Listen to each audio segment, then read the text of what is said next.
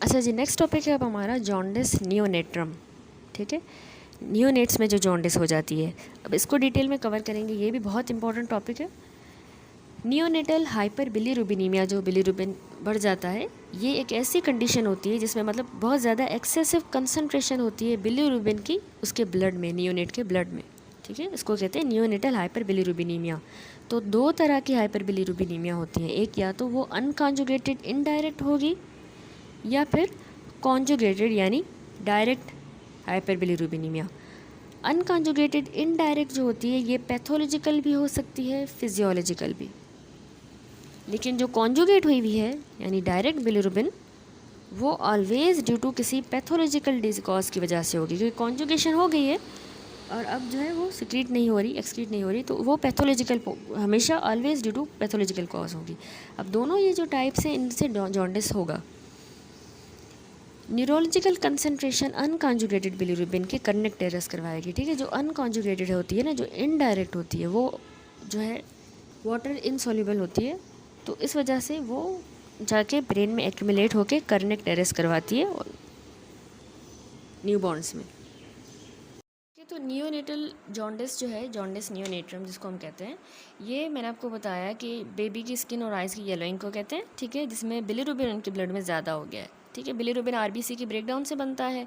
Newborn's का liver जो है वो इतना फुली मैच्योर नहीं होता, वो उस बिलीरुबिन को जल्दी से प्रोसेस नहीं कर पाता और बिलीरुबिन एक्यूमुलेट होती है। ठीक है, दो तरह की नियोनेटल जॉन्डिस होती है, फिजियोलॉजिकल और पैथोलॉजिकल। ठीक है, फिजियोलॉजिकल मोस्ट कॉमन है और उसको नॉर्मल ही हम कंसिडर करते हैं, टेम्प्रेरी होती है। 2-4 दिन पैदा होता है बच्चा, उसके 2-4 दिन बाद अपीयर होती है, खुद ही 2 हफ्तों में सही हो जाती है, हम कहते हैं ये फिजियोलॉजिकल है। ठीक है, एक्चुअली उसमें न्यू बॉर्न का इमेच्योर लिवर है, तो आरबीसी फीटल आरबीसी का टर्नओवर ज़्यादा है, तो उसको प्रोसेस करने में टाइम लग रहा है। जो पैथोलॉजिकल जॉन्डिस है वो इतनी कॉमन नहीं है, उसमें कोई ना कोई अंडरलाइंग मेडिकल कंडीशन होती है, सीवियर भी हो सकता है, उसमें मेडिकल इंटरवेंशन की भी ज़रूरत हो सकती है। तो उसमें हम आगे भी देखेंगे, उसमें आ जाती हैं ब्लड ग्रुप इनकम्पैटिबिलिटी की वजह से बेबी के आरबीसी ज़्यादा टूट रहे हैं, पैथोलॉजिकल में आ गया, या तो इन्फेक्शन हुआ है जैसे सेप्सिस या वायरल। ठीक है, इन्फेक्शन, या कोई बच्चे को लिवर प्रॉब्लम है जैसे बिलियरी अट्रेशिया है, जहाँ पे बाइल डक्ट ब्लॉक हो गई हैं, तो इसलिए वो पैथोलॉजिकल जॉन्डिस हुआ है, या कोई जेनेटिक और मेटाबॉलिक डिसऑर्डर हो सकता है। ठीक है, तो इनमें मेन जो जॉन्डिस नियोनेट्रम में होती है क्लिनिकल फाइंडिंग, वो उसमें आप फिगर में भी देखें, तो उसमें एक्चुअली ये इक्टेरस होता है, यानी येलो डिस्कलरेशन स्किन की और वाइट्स ऑफ द स्क्लेरा, आंखों का वाइट पार्ट जो स्क्लेरा है उसको भी येलो डिस्कलरेशन और स्किन की भी। ठीक है, तो ये जॉन्डिस स्टार्ट फेज पे होती है, फिर डाउनवर्ड चेस्ट की तरफ मूव करेगी, एब्डोमेन, लेग्स की तरफ, जैसे ही बिलीरुबिन के लेवल बढ़ेंगे। ठीक है, इसमें हमें बाकी साइंस भी देखने हैं, पुअर फीडिंग तो नहीं है बच्चे में, या lethargy, high pitch cry, dark urine, pale stools, तो क्योंकि वो लिवर प्रॉब्लम का साइन हो सकते हैं। ठीक है, अब ये ज़्यादा खतरनाक है, स्पेशली मैंने आपको यहाँ पे बताया 2 तरह की होती है, कॉन्जुगेटेड अनकॉन्जुगेटेड। अनकॉन्जुगेटेड जो है वो फिजियोलॉजिकल भी हो सकती है या पैथोलॉजिकल, कॉन्जुगेट ही नहीं हुई। ठीक है, फिजियोलॉजिकल तो नॉर्मल था, खुद ही सही हो जाता है। तो जो कॉन्जुगेटेड है जिसको डायरेक्ट कहते हैं, ये हमेशा पैथोलॉजिकल होगी और उससे जो है जॉन्डिस होती है। बहुत ज़्यादा अगर अनकॉन्जुगेटेड रहा ना, अनकॉन्जुगेटेड बिलीरुबिन, तो वो बच्चे के ब्रेन में एक्यूमुलेट होकर कनेक्ट टेरस करवा सकता है।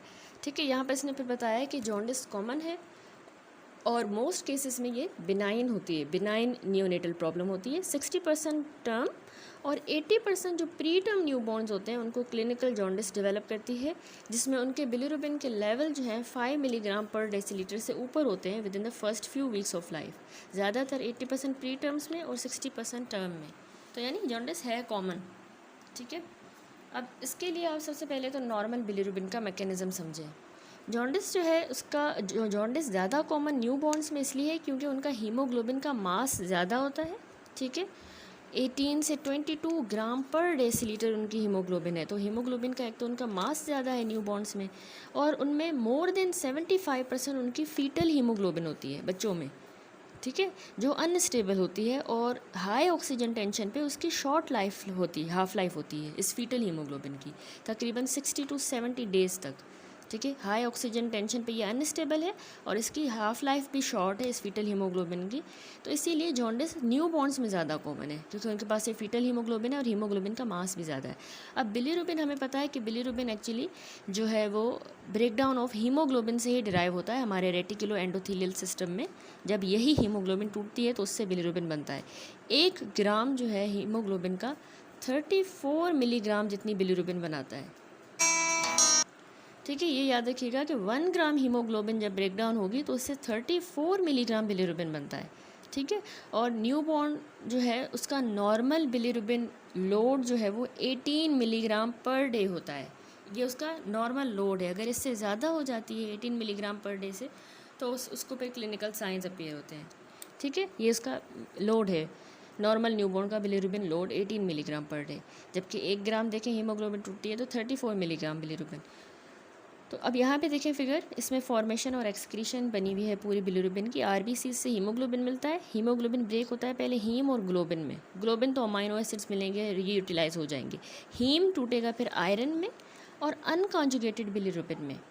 ठीक है, अनकॉन्जुगेटेड बिलीरुबिन जो है इसकी फिर ग्लूक्रोनिक एसिड की मदद से ये जो हीम मॉलिक्यूल है ना ये कन्वर्ट हुआ है अनकॉन्जुगेटेड यानी इनडायरेक्ट बिलीरुबिन में, जो येलो पिगमेंट है। अब ये इनसॉल्युबल होता है वाटर में। ठीक है, अब ये जो unconjugated bilirubin not soluble in water, तो ये फ्रीली ब्लड में नहीं जा सकता ऑब्वियसली। तो ये एल्ब्यूमिन के साथ बाइंड होता है और फिर लिवर के पास जाएगा। लिवर में जब चला गया तो ये अनकॉन्जुगेटेड बिलीरुबिन एल्ब्यूमिन से रिलीज़ होगा, लिवर में एंटर होगा, वहाँ पे कॉन्जुगेशन का प्रोसेस होगा। यानी लिवर में एक एंजाइम है जिसको हम कहते हैं ग्लूक्रोनाइल ट्रांसफरेज। तो ये एंजाइम जो है उसको ये शुगर मॉलिक्यूल इसको देगा, इस अनकॉन्जुगेटेड बिलीरुबिन को शुगर मॉलिक्यूल जो कि है ग्लूक्रोनिक एसिड, ये देगा। ठीक है, बिलीरुबिन को। तो अब ये कन्वर्ट हो जाएगी कॉन्जुगेटेड बिलीरुबिन ग्लूक्रोनाइड के अंदर। ठीक है, तो ये अब डायरेक्ट बन गई, वो इनडायरेक्ट थे, अब ये डायरेक्ट बिलीरुबिन, अब ये वाटर सॉल्युबल है। तो अब इसकी एक्सक्रीशन हो जाएगी लिवर से बाइल डक्ट्स में और इनटू द स्मॉल इंटेस्टाइन में ये चली जाएगी। बैक्टीरिया वहाँ पे इसको यूरोबिलिनोजन में कन्वर्ट करेंगे। यूरोबिलिनोजन फीसिस में एज एस्टरकोबिलिन एक्सक्रीट होगा, स्टूल को ब्राउन कलर देगा और ब्लड में थोड़ा बहुत रीअब्जॉर्ब भी हो जाएगा ये यूरोबिलिनोजन, और किडनीज़ की मदद से एक्सक्रीट होगा, वहाँ पे इसको येलो कलर देगा यूरिन को। ठीक है, अब ये जो पूरा पाथवे है ना आरबीसी की ब्रेकडाउन का, ये सेफली फिर जो है वेस्ट प्रोडक्ट जो है वो एलिमिनेट हो जाता है बॉडी से। अगर इसमें कोई भी डिसरप्शन आती है इस पाथवे में तो उससे बिलीरुबिन बिल्डअप होगा और बच्चे में जॉन्डिस होगी। ठीक है, तो यहाँ पे हमने पूरा यही इसने बताया है कि हीमोग्लोबिन जो है ब्रेकडाउन हुआ हीम और ग्लोबिन में। वो टूटा कैसे हीम और ग्लोबिन में? हीमोग्लोबिन यहाँ पे जो है एंजाइम होता है उसको कहते हैं हीम ऑक्सीजनेज। ठीक है, वो एंजाइम मैंने आपको नहीं बताया, हीम ऑक्सीजनेज। उसमें भी जो ग्लोबिन पार्ट है ये चला जाएगा और फर्दर इसमें से ग्लोबिन हीमोग्लोबिन की सिंथेसिस के लिए ही चला जाएगा, लेकिन जो हीम है वो फिर जो है पोरफायरिन्स में ब्रेक डाउन होगा। ठीक है, cleavage of the porphyrin ring, जब क्लीवेज होगी उसकी पोरफायरिन रिंग की तो उससे बिलीवर्डिन और कार्बन मोनोऑक्साइड रिलीज़ होगा। ठीक है, बिलीवर्डिन ग्रीन है और फिर वो कन्वर्ट होता है बिलीरुबिन के अंदर जो येलो है बाय द बिलीरुबिन रिडक्टेज। ठीक है, थ्रू अ रिडक्शन रिएक्शन। ठीक हो गया, तो पहले पोरफायरिन हीम में से पोरफायरिन रिंग ब्रेक होती है, उसमें से बिलीवर्डिन और कार्बन मोनोऑक्साइड निकलते हैं और पहले बिलीवर्डिन बनता है, वो ग्रीन होता है, फिर उसमें से येलो कलर का बिलीरुबिन बनेगा विद एंजाइम बिलीरुबिन रिडक्टेज। अब ये जो फैट सॉल्युबल बिलीरुबिन है जो अनकॉन्जुगेटेड है, ये नॉर्मली मैंने आपको बताया एल्ब्यूमिन के साथ मिलकर सर्कुलेट करेगा क्योंकि ये इनसॉल्युबल है वाटर में। अब bilirubin bound albumin blood brain barrier को क्रॉस नहीं करती। ठीक है, याद रखिएगा, क्योंकि वो एल्ब्यूमिन और बिलीरुबिन साथ में है तो वो ब्लड ब्रेन बैरियर को क्रॉस नहीं करेंगे। ठीक है, displacement of bilirubin from the albumin by drugs, जैसे अगर ड्रग्स ली जा रही हैं सल्फोनामाइड्स, सेफ्ट्राएक्सोन और विटामिन के, इस तरह की ड्रग्स एल्ब्यूमिन को बिलीरुबिन से डिस्प्लेस कर देती हैं, या फिर fatty acids, free fatty acids, तो उससे भी डिस्प्लेस हो सकता है, तो उससे फिर बिलीरुबिन की टॉक्सिसिटी होगी। ठीक है, बिलीरुबिन टॉक्सिसिटी होगी। अब एल्ब्यूमिन बाउंड बिलीरुबिन जो है वो ट्रांसपोर्ट होगी हेपेटोसाइट्स की तरफ, जो मैंने आपको समझाया। लिवर में उसकी कॉन्जुगेशन होगी विद ग्लूक्रोनाइल ट्रांसफरेज और उसको कन्वर्ट करेगा इनटू वाटर सॉल्युबल प्रोडक्ट। ठीक है, इसमें कॉन्जुगेटेड बिलीरुबिन में, और फिर वो बाइल में एक्सक्रीट होगी, आल्सो इन द यूरिन। और एंजाइम की एक्टिविटी जो है उस कौन से एंजाइम की, जो उसकी कॉन्जुगेशन करवा रहा है, अनकॉन्जुगेटेड से कॉन्जुगेट में कन्वर्ट कर रहा है, इस एंजाइम की एक्टिविटी फिनोबार्बिटोन से इन्हेंस होती है। ठीक है, फिनोबार्बिटोन। उसके बाद है अनकॉन्जुगेटेड यानी इनडायरेक्ट हाइपर बिलीरुबिनीमिया, यानी अनकॉन्जुगेटेड जो बिलीरुबिन है उसके बहुत ज़्यादा लेवल्स हो जाएं, high level abnormally high in the blood, तो उसको हम कहेंगे, उससे जॉन्डिस हो जाए तो वो अनकॉन्जुगेटेड हाइपर बिलीरुबिनीमिया है। ठीक है, ये तब होता है जब ये पूरा जो मेटाबॉलिज्म मैंने आपको समझाया, बिफोर के वो लिवर तक रीच करे बिलीरुबिन, उससे पहले उसमें कोई ना कोई इशू है। ठीक है, तो प्रॉब्लम लिवर के साथ नहीं है कि वो कॉन्जुगेट नहीं कर रहा, लेकिन इसमें एक्चुअली अनकॉन्जुगेटेड बिलीरुबिन लिवर के पास ही नहीं आ रही, प्रेजेंट ही नहीं हो रही लिवर में, या फिर जो है उसका ट्रांसपोर्ट में इशू है कि वो लिवर तक जा नहीं रही। तो इसमें या तो बिलीरुबिन की ओवर प्रोडक्शन हो रही है इसमें इनडायरेक्ट हाइपर बिलीरुबिनीमिया में, जैसे हीमोलाइसिस हो रही है बहुत ज़्यादा, जैसे ब्लड ग्रुप इनकम्पैटिबिलिटी है, heredity blood disorder, glucose 6 phosphate dehydrogenase deficiency है, या स्फीरोसाइटोसिस, या एक्स्ट्रावेजेटेड ब्लड है, बहुत बड़ा हेमाटोमा है जिसमें से बहुत सारी बिलीरुबिन रिलीज़ हो रही है। ठीक है, तो एक वजह कि या तो ओवर प्रोडक्शन हो रहा है इसमें, दूसरी वजह कि या तो लिवर उसको अपटेक कम कर रहा है अनकॉन्जुगेटेड को। ठीक है, उसके अपटेक इम्पेयर हुआ है। तीसरा है कि लिवर खुद कॉन्जुगेशन नहीं कर रहा, डिक्रीज कॉन्जुगेशन। तो वो क्यों? उसमें या तो physiological jaundice of the new born, अभी बच्चे का लिवर इमेच्योर है तो सही से कॉन्जुगेट नहीं कर रहा, या तो उसको जेनेटिक डिसऑर्डर है बच्चे को, क्रिगलर नजार सिंड्रोम, गिलबर्ट सिंड्रोम, जिसमें कॉन्जुगेशन के एंजाइम ही डेफिसिट होते हैं, या तो ब्रेस्ट मिल्क जॉन्डिस, यानी ऐसा कंडीशन जिसमें ब्रेस्ट मिल्क में सब्सटेंस है जो लिवर की एबिलिटी के साथ इंटरफेयर कर रहा है बिलीरुबिन को प्रोसेस करने में। ठीक है, एंड लास्टली एक और वजह इंटेरोहेपेटिक सर्कुलेशन। कुछ केसेस में ना यही अनकॉन्जुगेटेड बिलीरुबिन रीअब्जॉर्ब हो जाती है इंटेस्टाइन से, दोबारा ब्लड में चली जाएगी, स्टूल में एक्सक्रीट ही नहीं होगी, तो उससे भी ये एक्सरबेट होता है। ठीक है, पुअर फीडिंग या गट ऑब्स्ट्रक्शन में स्पेशली ये होता है, इसको कहते हैं इंटेरोहेपेटिक सर्कुलेशन। ठीक है, यहाँ पे इसने यही बताया है कि elevation of indirect serum bilirubin is related to bilirubin load minus bilirubin excretion. ठीक है, उसका लोड, उससे आप उसकी एक्सक्रीशन को माइनस करें। It is therefore dependent on the gestational age and chronological age of the infant. यानी इसने कहा है कि जो अनकॉन्जुगेटेड हाइपर बिलीरुबिनीमिया की वजूहत हैं उसमें या तो उसका लोड ज़्यादा है, मैंने आपको बताया ना कि हीमोलाइसिस हो रही है ज़्यादा, ब्लड इनकम्पैटिबिलिटी है ब्लड ग्रुप, या red blood cell membrane disorder है जैसे स्फेरोसाइटोसिस वगैरह, G6PD डेफिशिएंसी, तो लोड ज़्यादा है। ठीक है, माइनस उसने कहा कि it is related to bilirubin load, minus इसने कहा एक्सक्रीशन, डिक्रीज बिलीरुबिन एक्सक्रीशन, या तो इमेच्योर लिवर फंक्शन है, प्री टर्म है बच्चा, ब्रेस्ट फीडिंग जॉन्डिस है, या हार्मोनल इन्फ्लुएंसेस की वजह से एक्सक्रीशन कम है। ठीक है, तो उसने बताया कि आगे भी ये डिपेंड करता है बच्चे की जेस्टेशनल एज पे, क्योंकि जेस्टेशनल एज पे जो प्री मेच्योर इन्फेंट्स होते हैं तो उनका मैंने बताया कि लिवर इमेच्योर है, तो उससे बिलीरुबिन की कॉन्जुगेशन और एक्सक्रीशन कम होगी, तो इसीलिए जेस्टेशनल एज भी। और दूसरा क्रोनोलॉजिकल एज, कि जैसे इन्फेंट ग्रो करता है तो उसका लिवर मेच्योर होगा और बिलीरुबिन की प्रोसेसिंग इम्प्रूव होगी। ठीक है, तो जेस्टेशनल एज और क्रोनोलॉजिकल एज पे भी डिपेंड करता है। आगे अब इसी की इटियोलॉजी जो मैं आपको एक्सप्लेन कर चुकी हूँ उसको उसने किया है समराइज़ कि अनकॉन्जुगेटेड हाइपर बिलीरुबिनीमिया होता है या तो इंक्रीज बिलीरुबिन प्रोडक्शन है हीमोलाइसिस, या डिफेक्टिव बिलीरुबिन की क्लियरेंस हो रही है फ्रॉम द ब्लड।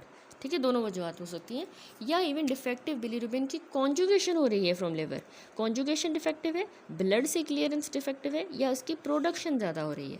तो मेन कॉजेज़ देखें, मोस्ट कॉमन मेन वजह जो है, मेन कॉजेज़ अनकॉन्जुगेटेड हाइपर बिलीरुबिनिया में भी मोस्ट कॉमन है फिजियोलॉजिकल जॉन्डिस, कि लिवर इमेच्योर है, सही से उसको नहीं कर रहा। फिजियोलॉजिकली नॉर्मल होता है, दो चार हफ्तों में खुद ही सही हो जाता है, पैदा होने के 2-4 दिनों के बाद अपीयर होती है, सही हो जाता है। दूसरी वजह हीमोलाइटिक अनीमिया, बिलीरुबिन बन ज़्यादा रहा है, टूट रहे हैं बहुत ज़्यादा RBC, उसमें ABO RH इनकम्पैटिबिलिटी है, G6PD में हीमोलाइसिस ज़्यादा है, बच्चे को इन्फेक्शन हो गया है, सेप्सिस, ड्रग्स ऐसी यूज़ की जा रही है, या हेरिडिटरी स्फेरोसाइटोसिस, मेम्ब्रेन इंस्टेबिलिटी है, तो हीमोलाइसिस। ठीक है, अगली वजह है पॉलीसाइथीमिया। अब देखिए जो इन्फेंट है डायबिटिक मदर का, तो उसमें क्योंकि पॉलीसाइथीमिया RBC का मास ज़्यादा है ना, तो उसमें बिलीरुबिन की प्रोडक्शन ज़्यादा होगी क्योंकि बहुत ज़्यादा RBC जो है वो ब्रेक डाउन होगी।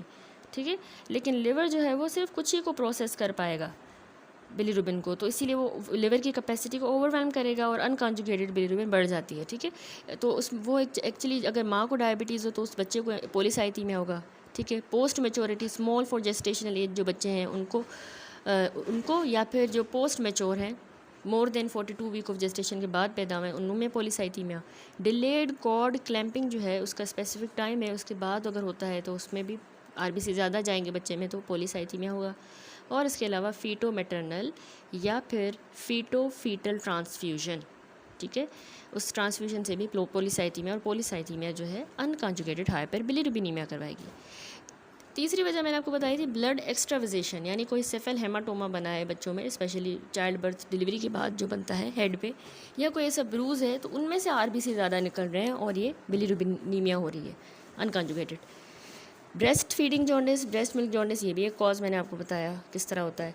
ग्लूकुरोनाइल ट्रांसफरेज का डिफेक्ट है, उसमें फिर फर्दर 2 सिंड्रोम्स हैं, क्रिगलर नजार सिंड्रोम टाइप 1 एंड टाइप 2, दूसरा गिलबर्ट सिंड्रोम। क्रिगलर नजार सिंड्रोम में भी अनकॉन्जुगेटेड ही बढ़ती है बिलिरुबिन, क्योंकि एक होता है UGT1A1 जीन होता है, उसमें डिफेक्ट आता है। वो क्या करता है, बिलिरुबिन को लिवर के पास जो है प्रोसेस करता है, ठीक है। और गिलबर्ट सिंड्रोम में भी लेकिन म्यूटेशन होती है, लेस सीवियर म्यूटेशन सेम ही जीन में होती है, ठीक है।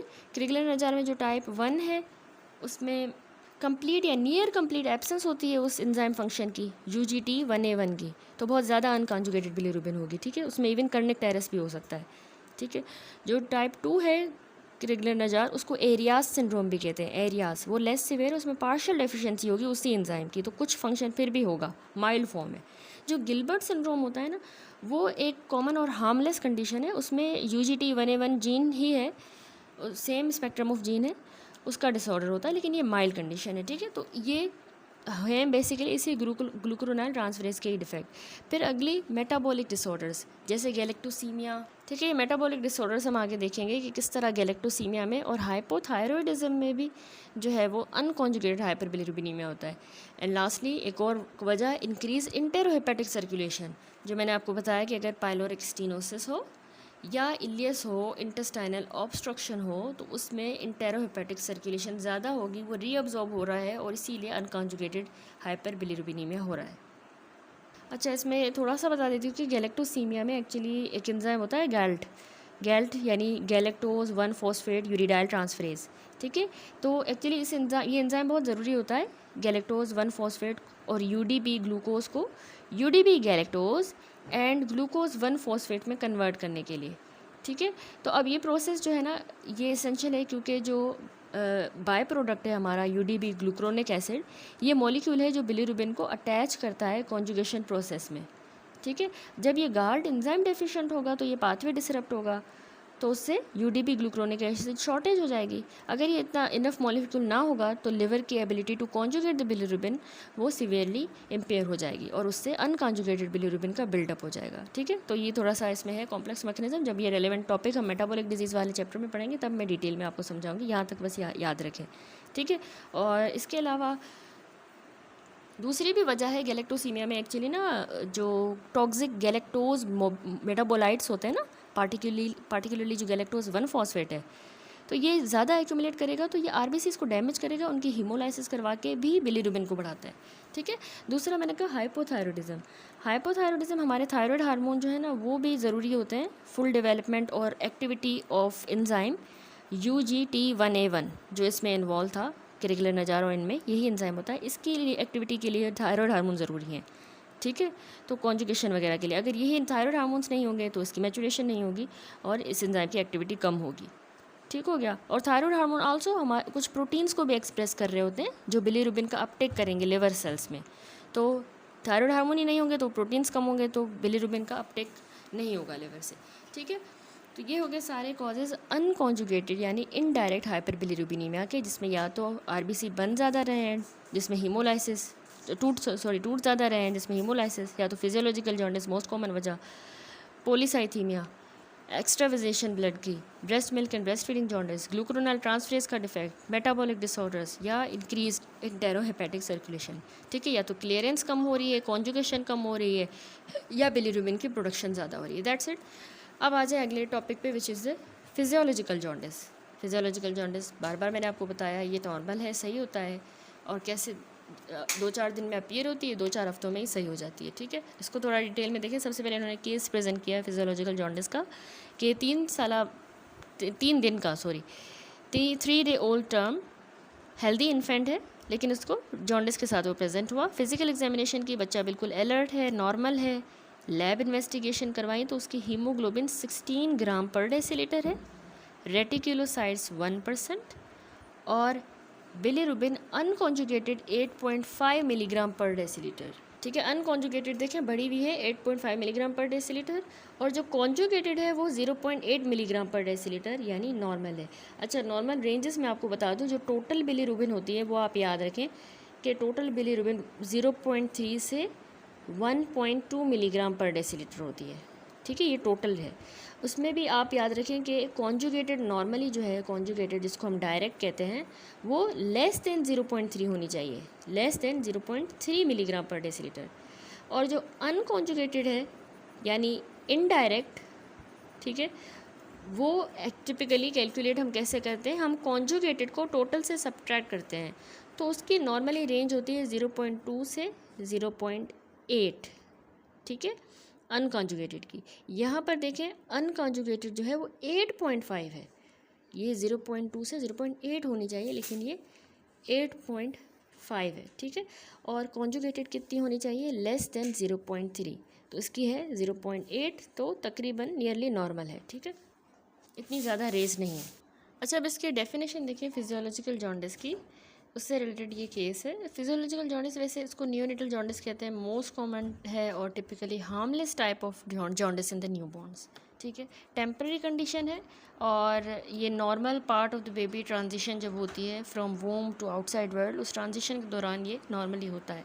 तो इसमें इसकी डेफिनेशन में हम ऐसा कह सकते हैं, it is a diagnosis of exclusion, यानी अगर हमें बच्चे में ये सारे क्राइटेरिया मिल रहे हैं, मीट हो रहे हैं, तो हम कहेंगे कि ये फिजियोलॉजिकल जॉन्डिस है, ये हार्मलेस है। ठीक है, तो उसमें नंबर 1, एक तो ये अपेरेंटली जो हेल्दी इन्फेंट्स हैं उनमें अपीयर होती है, उनमें जब जॉन्डिस अपीयर हो, येलो डिस्कलरेशन, तो एक तो अपेरेंटली अगर हेल्दी बच्चा है तो हम कहेंगे फिजियोलॉजिकल जॉन्डिस। दूसरा, उस बच्चे में जो है क्लिनिकल जॉन्डिस 24 घंटों के बाद अपीयर हुई हो, याद रखिएगा, आफ्टर 24 आवर्स। ठीक है, क्योंकि उससे पहले अगर अपीयर होती है तो वो पैथोलॉजिकल है। आफ्टर 24 आवर्स अपेरेंटली हेल्दी बच्चा है, उसका टोटल बिलीरुबिन राइज जो हुआ है वो 5 मिलीग्राम पर डेसीलीटर से कम है। ठीक है, per day 5 milligram per decilitre per day से कम उसका राइज हुआ है बिलीरुबिन, तो ये भी फिजियोलॉजिकल के क्राइटेरिया में आता है। Peak bilirubin occur at 3 to 5 days of age, जब 3 से 5 साल का होगा बच्चा, जिस तरह सिनेरियो में भी था, तो उस टाइम पे ज़्यादा इसमें बिलीरुबिन जो है अपीयर होगी, with the total bilirubin of no more than 12.9 milligram per decilitre. Total मैंने आपको बताया 0.3 से 1.2 होती है, तो यहाँ पे जो फिजियोलॉजिकल में एलिवेट होगी ना, वो 12.9 से ऊपर ना जाए, 12.9 milligram per decilitre total elevate हो टर्म बच्चों में, और प्री टर्म में 15 मिलीग्राम पर डेसीलीटर से ज़्यादा ना जाए, 12 और यहाँ पे 15 याद रख ले।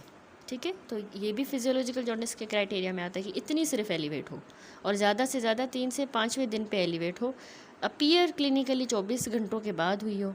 ठीक है, और total bilirubin less than 5 milligram per decilitre rise हुई हो। ठीक है, clinical jaundice is resolve by 1 week in the term and 2 weeks in the preterm. मैंने बताया ना 1-2 हफ्तों में सही हो जाएगा, तो 2 हफ्ते प्री टर्म बच्चे को लगते हैं, उसकी ये जॉन्डिस सही हो जाती है खुद ही, और 1 हफ्ता लगता है टर्म इन्फेंट को। ठीक है, याद रखें कि अपेरेंटली हेल्दी इन्फेंट में अपीयर हो रही है, कि 24 घंटों के बाद अपीयर हुई है, टोटल बिलीरुबिन 5 से ज़्यादा राइज ना करे। ठीक है, और उसका पीक बिलीरुबिन जो है वो 3 to 5 day of as per हो, जिसमें total bilirubin 12.9 milligram per decilitre से ज़्यादा ना हो टर्म बच्चे में, और 15 मिलीग्राम पर डेसीलीटर से ज़्यादा ना हो प्री टर्म बच्चे में, और क्लिनिकली वो 1 हफ्ते में टर्म बच्चे में रिजॉल्व हो जाए, 2 हफ्तों में प्री टर्म इन्फेंट में रिजॉल्व हो जाए। ठीक हो गया। और इसके अलावा hyperbilirubinaemia outside of these criteria और jaundice that require treatment is not a physiological and must be further evaluated. ठीक है, इस सारे क्राइटेरिया के अंदर अगर वो हाइपर बिलीरुबिनीमिया फॉल नहीं कर रही, या ऐसी जॉन्डिस है जिसको ट्रीटमेंट की ज़रूरत पड़ रही है, क्योंकि ये खुद ही रिजॉल्व हो जाएगा 1-2 हफ्तों में, तो नहीं हो रहा, तो वो फिजियोलॉजिकल हम नहीं कह सकते और उसको फिर फर्दर एवेल्युएट करना होगा। ठीक है, अब फिजियोलॉजिकल जॉन्डिस का थोड़ा सा मैकेनिज्म देखें, थोड़ा सा मैं आपको बताऊं। एक तो इसमें आरबीसी ब्रेकडाउन ज़्यादा होते हैं, नंबर 2 लिवर इमेच्योर होता है, यही 2 मेन फैक्टर्स हैं इसके फिजियोलॉजिकल जॉन्डिस के। ठीक है, आरबीसी ज़्यादा क्यों टूट रहे हैं, आरबीसी न्यूबॉर्न्स में ज़्यादा होती है कंसनट्रेशन, आरबीसी का लाइफ स्पैन भी शॉर्ट है, तो मोर फ्रीक्वेंटली वो टूटेंगे और अनकॉन्जुगेटेड बिलीरुबिन बढ़ेगी, और उसमें जो है जॉन्डिस होगी, ठीक है। Large RBC cell volume, short उसका लाइफ स्पैन और रेड ब्लड सेल्स का, और इंटरहेपेटिक सर्कुलेशन भी न्यूबॉर्न्स की ज़्यादा है, ये भी एक वजह है, ठीक है। दूसरी वजह मैंने बताया कि लिवर इमेच्योर है, defective Uptake by the of liver bilirubin by the liver, ठीक है, और overall impairment of the liver function, ठीक है। न्यूबॉर्न का लिवर इतना फुली डेवलप नहीं है, लेस एफिशिएंट है, तो रिमूव नहीं कर रहा बिलीरुबिन को ब्लड स्ट्रीम से और प्रोसेस नहीं कर रहा, और लिवर जो है एंजाइम्स को यूज़ करता है to convert the unconjugated bilirubin to water soluble form conjugated bilirubin to be excreted. ये सारी चीज़ें हम डिस्कस करके आए हैं।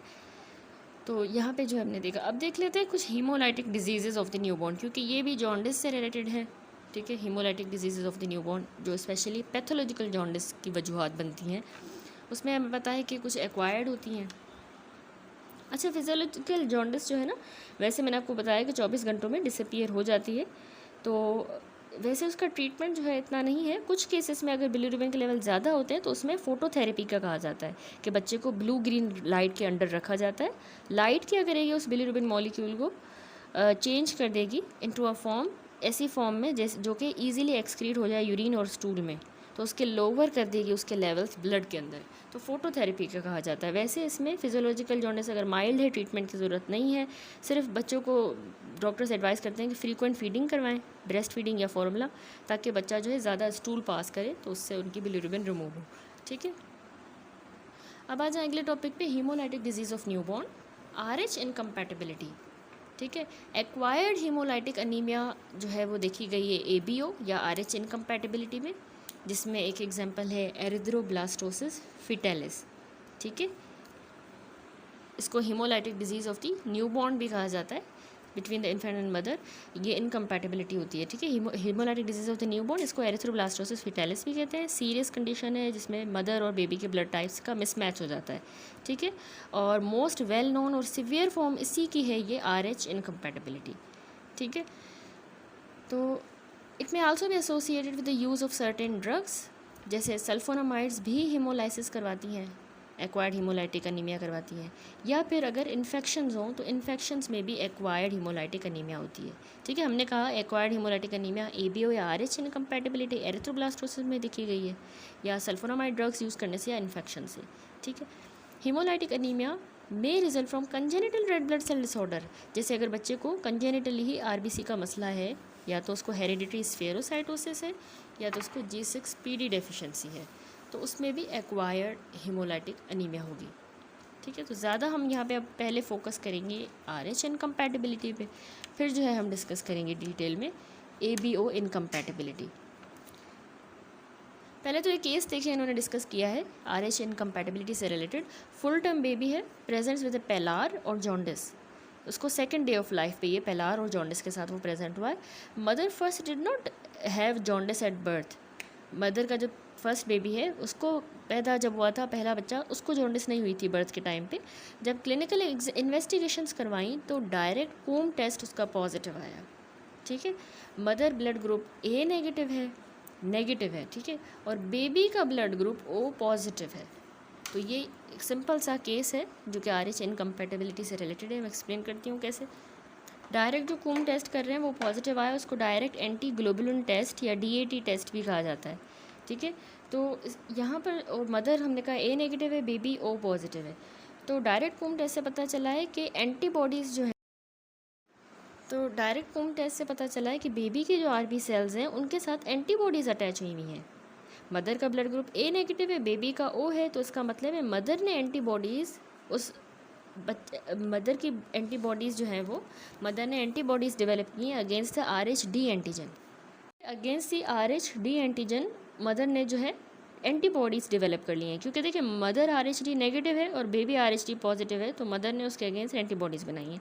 अब ये actually haemolytic disease of newborn की सिचुएशन है। मदर के इम्यून सिस्टम ने बच्चे के RH-D एंटीजन के अगेंस्ट एंटीबॉडीज़ बनाई हैं उसके RBC के खिलाफ। अब यही एंटीबॉडी प्लेसेंटा को क्रॉस करेंगी और बेबी के RBC की डिस्ट्रॉय कर रही हैं, तो तभी बच्चा जब पैदा हुआ है तो उसको पेलार हुआ है और जॉन्डिस हुआ है। पेलार इसलिए क्योंकि RBC डिस्ट्रॉय हुए, अनीमिया हुई है। जॉन्डिस इसलिए कि बहुत ज़्यादा डिस्ट्रॉय हैं तो बिलीरुबिन ज़्यादा बना है और जॉन्डिस हुई है, ठीक है। तो पहले बच्चे को जॉन्डिस क्यों नहीं हुई, क्योंकि मदर जो है उसने सिग्निफिकेंट एंटीबॉडीज़ नहीं बनाई थी RH-D एंटीजन के अगेंस्ट जब उसका पहला बच्चा था। ठीक है, जब उसका पहला एक्सपोजर हुआ था ना RH-D पॉजिटिव ब्लड के साथ, बच्चा पॉजिटिव था वो वाला भी, तब उसने इतनी एंटीबॉडीज़ नहीं बनाई थी। तो जब जब पहला पॉजिटिव बच्चा डिलीवर होता है तब ज़्यादा एंटीबॉडीज़ बनती हैं, ठीक है। तो इसीलिए पहला बच्चा अफेक्ट नहीं हुआ है, अब सब्सिक्वेंट जितनी प्रेगनेंसीज़ हैं वो ज़्यादा रिस्क पर होती हैं, ठीक है। अब यहाँ पे इस केस में देखें, it is responsible, RH incompatibility जो है ना ये रिस्पॉन्सिबल है 6/1000 birth with haemolytic disease of the newborn due to incompatibility of maternal and foetal rhesus group. माँ जो है ज़्यादातर नेगेटिव होती है, इसमें बच्चा पॉजिटिव होता है, तो उनकी इनकम्पैटिबिलिटी की वजह से 1000 में से 6 जो हैं वो इस haemolytic disease of new born से सफ़र करते हैं। माँ नेगेटिव होती है, बच्चा RH पॉजिटिव होता है, ठीक है, याद रखिएगा। मदर्स को नेगेटिव कर लें, इस तरह से याद हो जाएगा। सम फीटल RBCs जो हैं वो क्या करते हैं कि इसका प्रोसेस समझा रहा है कि बच्चे के पॉजिटिव वाले RBC प्लेसेंटा को क्रॉस करके जाएंगे माँ के सर्कुलेशन में, ठीक है। या तो कैसे गए, कोई माइनर टीयर आ गया, या at the time of delivery जिस तरह पहला बच्चा डिलीवर हुआ तो उस टाइम पे वो माँ के अंदर चले गए बच्चे के पॉजिटिव सेल्स। अब ये फीटल सेल्स मदर को सेंसिटाइज कर देंगे एंटीजेंस के अगेंस्ट, जो फीटल के RBC पे एंटीजेंस हैं, तो उससे एंटी डी IgM और IgG एंटीबॉडीज़ बनेगी। माँ जो है उस पॉजिटिव RBCs के अगेंस्ट ये एंटीबॉडीज़ बना देगी, सेंसिटाइज हो गई, एंटी डी IgM और IgG। अब ये IgG एंटीबॉडीज़ यूजुअली पहले एक्सपोजर पे नहीं बनती, जब एंटीजन से पहला एक्सपोजर होता है, ठीक है। तो इसको इनिशियल सेंसिटाइजेशन की ज़रूरत होती है, फिर ये बनती है, ठीक है। इनिशियल सेंसिटाइजेशन की एंड एम्पलीफाइड रिस्पॉन्स, या फिर सब्सिक्वेंट एक्सपोजर जब होगा तब IgG बनेगी, शुरू में पहले ये नहीं बनती। तो thus significant Rhesus haemolytic disease is uncommon in the first pregnancy, जो मैंने आपको बताया, लेकिन increase in incidence and severity with increase parity. जितने फिर इसके बच्चे ज़्यादा होंगे अगले बच्चों पे, फिर इसकी जो है ज़्यादा जो है सिवियरिटी बढ़ेगी, इंसिडेंस बढ़ेगा इस RH इनकम्पैटिबिलिटी का, ठीक है। अब IgG एंटीबॉडी प्लेसेंटा को क्रॉस कर सकती है और ये कॉम्प्लेक्सेस बना देगी। IgG प्लेसेंटा को याद रखें क्रॉस कर सकती है और फिर ये फीटल रेड सेल्स के साथ कॉम्प्लेक्स बनाती है और उस बच्चे के RBC की हीमोलाइसिस करवाती है स्प्लीन के अंदर, तो इसलिए बच्चे को अनीमिया और जॉन्डिस हुआ, ठीक है, क्योंकि माँ ने वो एंटीबॉडीज़ पिछले बच्चे की टाइम पे नहीं बनाई थी इतनी, वो डिलीवर हो गया था, उसके बाद सेंसिटाइजेशन हुई, IgG बनी। अब जो है फीटल रेड सेल्स ये IgG क्रॉस कर सकती है प्लेसेंटा को, ये बच्चे के RBC को जाके डिस्ट्रॉय कर रही है, हेमोलाइसिस कर रही है स्प्लीन में और जॉन्डिस अनीमिया करवा रही है। The earlier the antibody crosses the foetus, जितना जल्दी वो एंटीबॉडी फीटस में जाएगी the more severe the disease, ठीक है। Haemolysis starting in the second trimester में कोज सिवियर अनीमिया। बच्चे को जो है अभी पता ही नहीं है कि माँ को है जो है माँ नेगेटिव है, बच्चा पॉजिटिव है, प्रीवियस प्रेगनेंसी में कुछ नहीं हुआ था, सब नॉर्मल है, लेकिन अगर ये एंटीबॉडीज़ बन चुकी हैं और बच्चे के IgG एंटीबॉडी क्रॉस करके फीटल RBC को डिस्ट्रॉय कर रही है, हीमोलाइसिस करवा रही है, तो ये हीमोलाइसिस स्टार्ट सेकेंड ट्राइमेस्टर में होती है, ठीक है, और बच्चे में सिवियर अनीमिया करवाती है, उसको RBC टूट रहे हैं ना, severe anaemia with hepatosplenomegaly, liver damage होगा और प्रोटीन्स भी कम होंगे, हाइपोप्रोटीनीमिया, कार्डियक फेलियर, और इसके अलावा बच्चे में जनरलाइज्ड इडीमा होगा, असाइटिस यानी हाइड्रोप्स फिटेलिस, ठीक है। ये सब हीमोलाइसिस की वजह से हो रहा है। जब हीमोलाइसिस स्टार्ट होती है नियर टू टर्म, ये तो सेकंड ट्राइमेस्टर में अगर होगा तो hepatosplenomegaly, anaemia, liver damage, hypoproteinaemia, cardiac failure, generalised oedema, ascites जिसको हाइड्रोप्स फिटेलिस कह रहे हैं। अगर नियर टर्म डिलीवरी के टाइम तक जो है उस टाइम पे अगर जो है वो हीमोलाइसिस होती है तो उसमें इन्फेंट को मॉडरेट अनीमिया होगी। सेकेंड ट्राइमेस्टर में ज़्यादा खतरनाक है हीमोलाइसिस, टर्म पे मॉडरेट अनीमिया होगी, लेकिन उसको नियोनेटल जॉन्डिस डेवलप होगा। तो टर्म पे अगर हो रहा है तो मॉडरेट अनीमिया डेवलप करेगी, लेकिन नियोनेटल जॉन्डिस डेवलप होगी विच मे बी सिवियर, ठीक है। जॉन्डिस सिवियर हो सकती है, अनीमिया बेशक अगर मॉडरेट हो लेकिन उसमें बिलिरुबिन ज़्यादा प्रोड्यूस होने की वजह से जॉन्डिस बच्चे में फिर सिवियर होगी, ठीक है। अब इसमें RH इनकम्पैटिबिलिटी के अलावा कह रहा है मेजर ब्लड ग्रुप इनकम्पैटिबिलिटी, जो ABO इनकम्पैटिबिलिटी है, ये न्यूबॉर्न को प्रोटेक्ट करती है from developing RH incompatibility as foetal cells entering the maternal circulation are destroyed by naturally occurring anti-A और anti-B antibodies before they have time to sensitize the RH system. The IgG antibody is responsible for positive Coombs test. यानी कह रहा है कि अगर ABO incompatibility हो, ठीक है, तो वो ज़्यादा अच्छा है, क्योंकि वो RH इनकम्पैटिबिलिटी से बचाता है, प्रोटेक्ट करता है। कैसे? क्योंकि देखिए, अगर जो है माँ की सर्कुलेशन में बच्चे के RBC चले जाते हैं, बच्चा पॉजिटिव है, तो अगर जैसे ही मतलब फीटल सेल्स मदर के सर्कुलेशन में जाएंगे, पहले डिसेंसिटाइजेशन करने जाते हैं ना पहले बच्चे के दौरान स्पेशली, तो जब वो जाएंगे तो उनको अगर ABO इनकम्पैटिबिलिटी होगी माँ में और बच्चे में आपस में, तो माँ के पास नेचुरली अकरिंग NTA और NTB एंटीबॉडीज़ होंगी, या फिर या तो NTA होंगी या NTB, जो भी उसका ब्लड ग्रुप होगा उस हिसाब से। तो जैसे बच्चे के वो वाले सेल्स जाएंगे तो उनको ये एंटीबॉडीज़ डिस्ट्रॉय कर देंगी, उसको RH सिस्टम को सेंसिटाइज ही नहीं करने देंगी, ये AB वाली एंटीबॉडीज़ आके उसको डिस्ट्रॉय कर देंगी, ठीक है। क्योंकि हमें पता है कि IgG एंटीबॉडी जो है वो पॉजिटिव कूम टेस्ट करवाती है, ठीक है। तो ये RH सिस्टम सेंसिटाइज होता है तो तभी हमें ये IgG एंटीबॉडी मिलती है, लेकिन ये डिस्ट्रॉय हो गए हैं। तो इसीलिए मेजर ब्लड ग्रुप की इनकम्पैटिबिलिटी थोड़ी सी इस केस में प्रोटेक्टिव है। RH इनकम्पैटिबिलिटी में present in the form of abortion, ठीक है। RH इनकम्पैटिबिलिटी होगी तो अबॉर्शन हो सकता है, सिवियर जॉन्डिस हो सकती है बच्चे को, माइल्ड अनीमिया भी हो सकती है, हाइड्रोप्स फिटेलिस जो एडीमा हो गया था, असाइटिस, और डेथ भी हो सकती है, ठीक है। यहाँ पे हमने देखा RH इनकम्पैटिबिलिटी, जिसमें RH positive foetal cell mother के RH नेगेटिव ब्लड में जा रहे थे, इम्यून सिस्टम जो है उस RH फैक्टर को फॉरेन सब्सटेंस की तरह समझ के रिस्पॉन्स प्रोड्यूस करता है, यानी मदर की बॉडी एंटीबॉडीज़ बनाती हैं उन फॉरेन RBCs के ख़िलाफ़, ठीक है। और इस प्रोसेस को हम कहते हैं सेंसिटाइजेशन। और मैंने आपको बताया कि फ़र्स्ट प्रेगनेंसी सेफ़ होती है, यूजुअली इतनी एंटीबॉडीज़ नहीं बनती, तो मेन प्रॉब्लम सब्सिक्वेंट प्रेगनेंसीज़ में अराइज़ होती है। एक बार मदर सेंसिटाइज हो गई है तो मेमोरी जो है उसकी बॉडी में है RH पॉजिटिव ब्लड्स के ख़िलाफ़, तो अगर वो दोबारा RH पॉजिटिव बेबी से प्रेग्नेंट होती है तो उसका इम्यून सिस्टम बहुत सारी एंटीबॉडीज़ बनाएगा, और ये एंटीबॉडी प्लेसेंटा को क्रॉस करके बेबी के ब्लड स्ट्रीम में जाएंगी और वहाँ पे उनकी हीमोलाइसिस करवाएंगी। हीमोलाइसिस से फिर जो सिम्टम हो रहे थे सेकंड ट्राइमेस्टर में, अगर हीमोलाइसिस होती है तो ज़्यादा खतरनाक है, hepatosplenomegaly, cardiac failure, hypoproteinaemia, generalised oedema, ascites और लिवर डैमेज ये हो रहा है। लेकिन अगर टर्म पे होगा तो उसमें मॉडरेट एनीमिया होगी, लेकिन उसमें फिर भी जॉन्डिस सीवियर होगी, ठीक है। अच्छा, हाइड्रोफिडेलिस मैंने आपको बताया ना सिवियर केसेस में होता है, बेबी की एनीमिया इतनी सीवियर है कि उसका हार्ट फेलियर हो जाता है और फ्लूइड पूरी बॉडी और टिश्यू ऑर्गन्स में एक्यूमुलेट हो जाता है, उसको कहते हैं, ये लाइफ थ्रेटनिंग कंडीशन है, उसको हम हाइड्रोप्स फिटेलिस कह रहे हैं, ठीक है। और इसके अलावा कर्निक टेरेस भी होता है, अगर बहुत ज़्यादा बिलीरुबिन होगा ब्लड ब्रेन बैरियर को क्रॉस करके कर्निक टेरेस कराएगी तो बच्चे को brain damage, seizures, hearing loss, neurological problem, ये चीज़ें होंगी, ठीक है। तो ये सारा हमने देखा।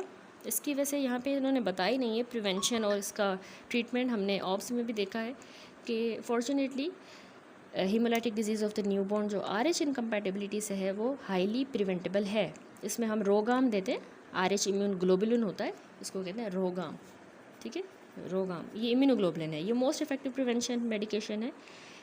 एक्चुअली ये एंटीबॉडीज़ का ही शॉट होता है जो RH नेगेटिव मदर के इम्यून सिस्टम को प्रिवेंट करता है कि वो रिएक्ट भी ना करे और अपनी एंटीबॉडीज़ ना बनाए बच्चे के ब्लड के अगेंस्ट, ठीक है। तो ये रूटीनली RH नेगेटिव मदर्स को प्रेगनेंसी के दौरान दिया जाता है और दोबारा डिलीवरी के बाद ये रोगाम दिया जाता है अगर बच्चा पॉजिटिव है तो, ठीक है। और इसके अलावा ट्रीटमेंट अगर हम देखें, haemolytic disease of the newborn अगर डायग्नोज हो गया है तो उसमें ट्रीटमेंट यही है कि मॉडरेट केस ऑफ जॉन्डिस है बच्चे को अगर, तो हम उसको फोटोथेरेपी देते हैं स्पेशल लाइट्स यूज़ करके, IV इम्यूनोग्लोबुलिन देंगे ताकि RBC का ब्रेकडाउन कम हो, ब्लड ट्रांसफ्यूजन की नीड कम पड़े, और या फिर हम अगर मदर के वोम में ही है तो इंट्रा यूट्राइन या एक्सचेंज ट्रांसफ्यूजन करते हैं सिवियर केसेस में। बेबी का ब्लड ट्रांसफ्यूजन वोम में ही करेंगे या आफ्टर बर्थ, ताकि उसके RBCs को रिप्लेस करें, डैमेज्ड RBCs को, और बिलीरुबिन के लेवल को लोअर करें। That's it. यहाँ पे RH इनकम्पैटिबिलिटीज़ डिस्कस कर लिया हमने। अगला ABO इनकम्पैटिबिलिटी को थोड़ा सा समझते हैं। अच्छा, ABO इनकम्पैटिबिलिटी से रिलेटेड पहले ये केस देखें। Newborn baby presents with the history of jaundice at third day of birth, तीसरे दिन पे उसको जॉन्डिस है, ठीक है बच्चे को। Mother blood group O positive है, O पॉजिटिव, और न्यूबॉर्न बेबी का ब्लड ग्रुप A पॉजिटिव, ठीक है। सीरम में हमने बिलीरुबिन लेवल देखे तो 15 मिलीग्राम डेसीलीटर पर डेसीलीटर, जो बढ़े हुए हैं, जो उसमें भी मेनली अनकॉन्जुगेटेड ज़्यादा बढ़ा हुआ है। डायरेक्ट कूम टेस्ट किया तो वो भी पॉजिटिव है। मदर का फर्स्ट बेबी को भी बर्थ के टाइम पे जॉन्डिस की हिस्ट्री है, ठीक है। अब ये ABO इनकम्पैटिबिलिटी से रिलेटेड केस है। एक्चुअली ये haemolytic disease of the newborn की एक कॉमन वजह है ABO इनकम्पैटिबिलिटी। ऐसी कंडीशन है जिसमें मतलब मदर की एंटीबॉडीज़ अटैक और डिस्ट्रॉय करती हैं बेबी के RBC को, ठीक है। मैकेनिज्म वैसा ही, RH इनकम्पैटिबिलिटी जैसा ही है, लेकिन कुछ इसमें डिफरेंस है इसकी प्रेजेंटेशन और सिवियरिटी में। कैसे होता है ABO इनकम्पैटिबिलिटी? टिपिकली मदर जिसको ब्लड ग्रुप O हो ना, उनमें होता है। बेबी का ब्लड ग्रुप टाइप A होगा, B या AB, ठीक है। तो इसीलिए इसमें स्पेसिफिक रिस्क है।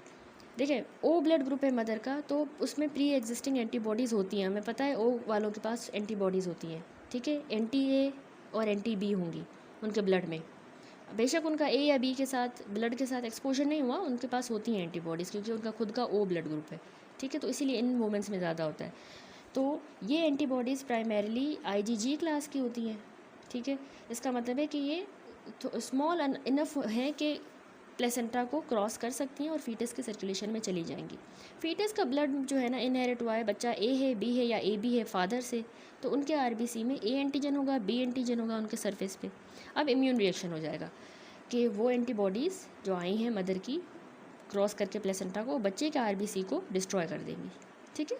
अब इसका RH के साथ क्या डिफरेंस है कि ABO इनकम्पैटिबली RH में ये फ़र्क है, पहली प्रेगनेंसी, वहाँ पे RH में पहली प्रेगनेंसी अफेक्ट नहीं होती क्योंकि सेंसिटाइजेशन होती ही बर्थ के टाइम पे है, तो आगे वाली जितनी प्रेगनेंसी है वो होंगी।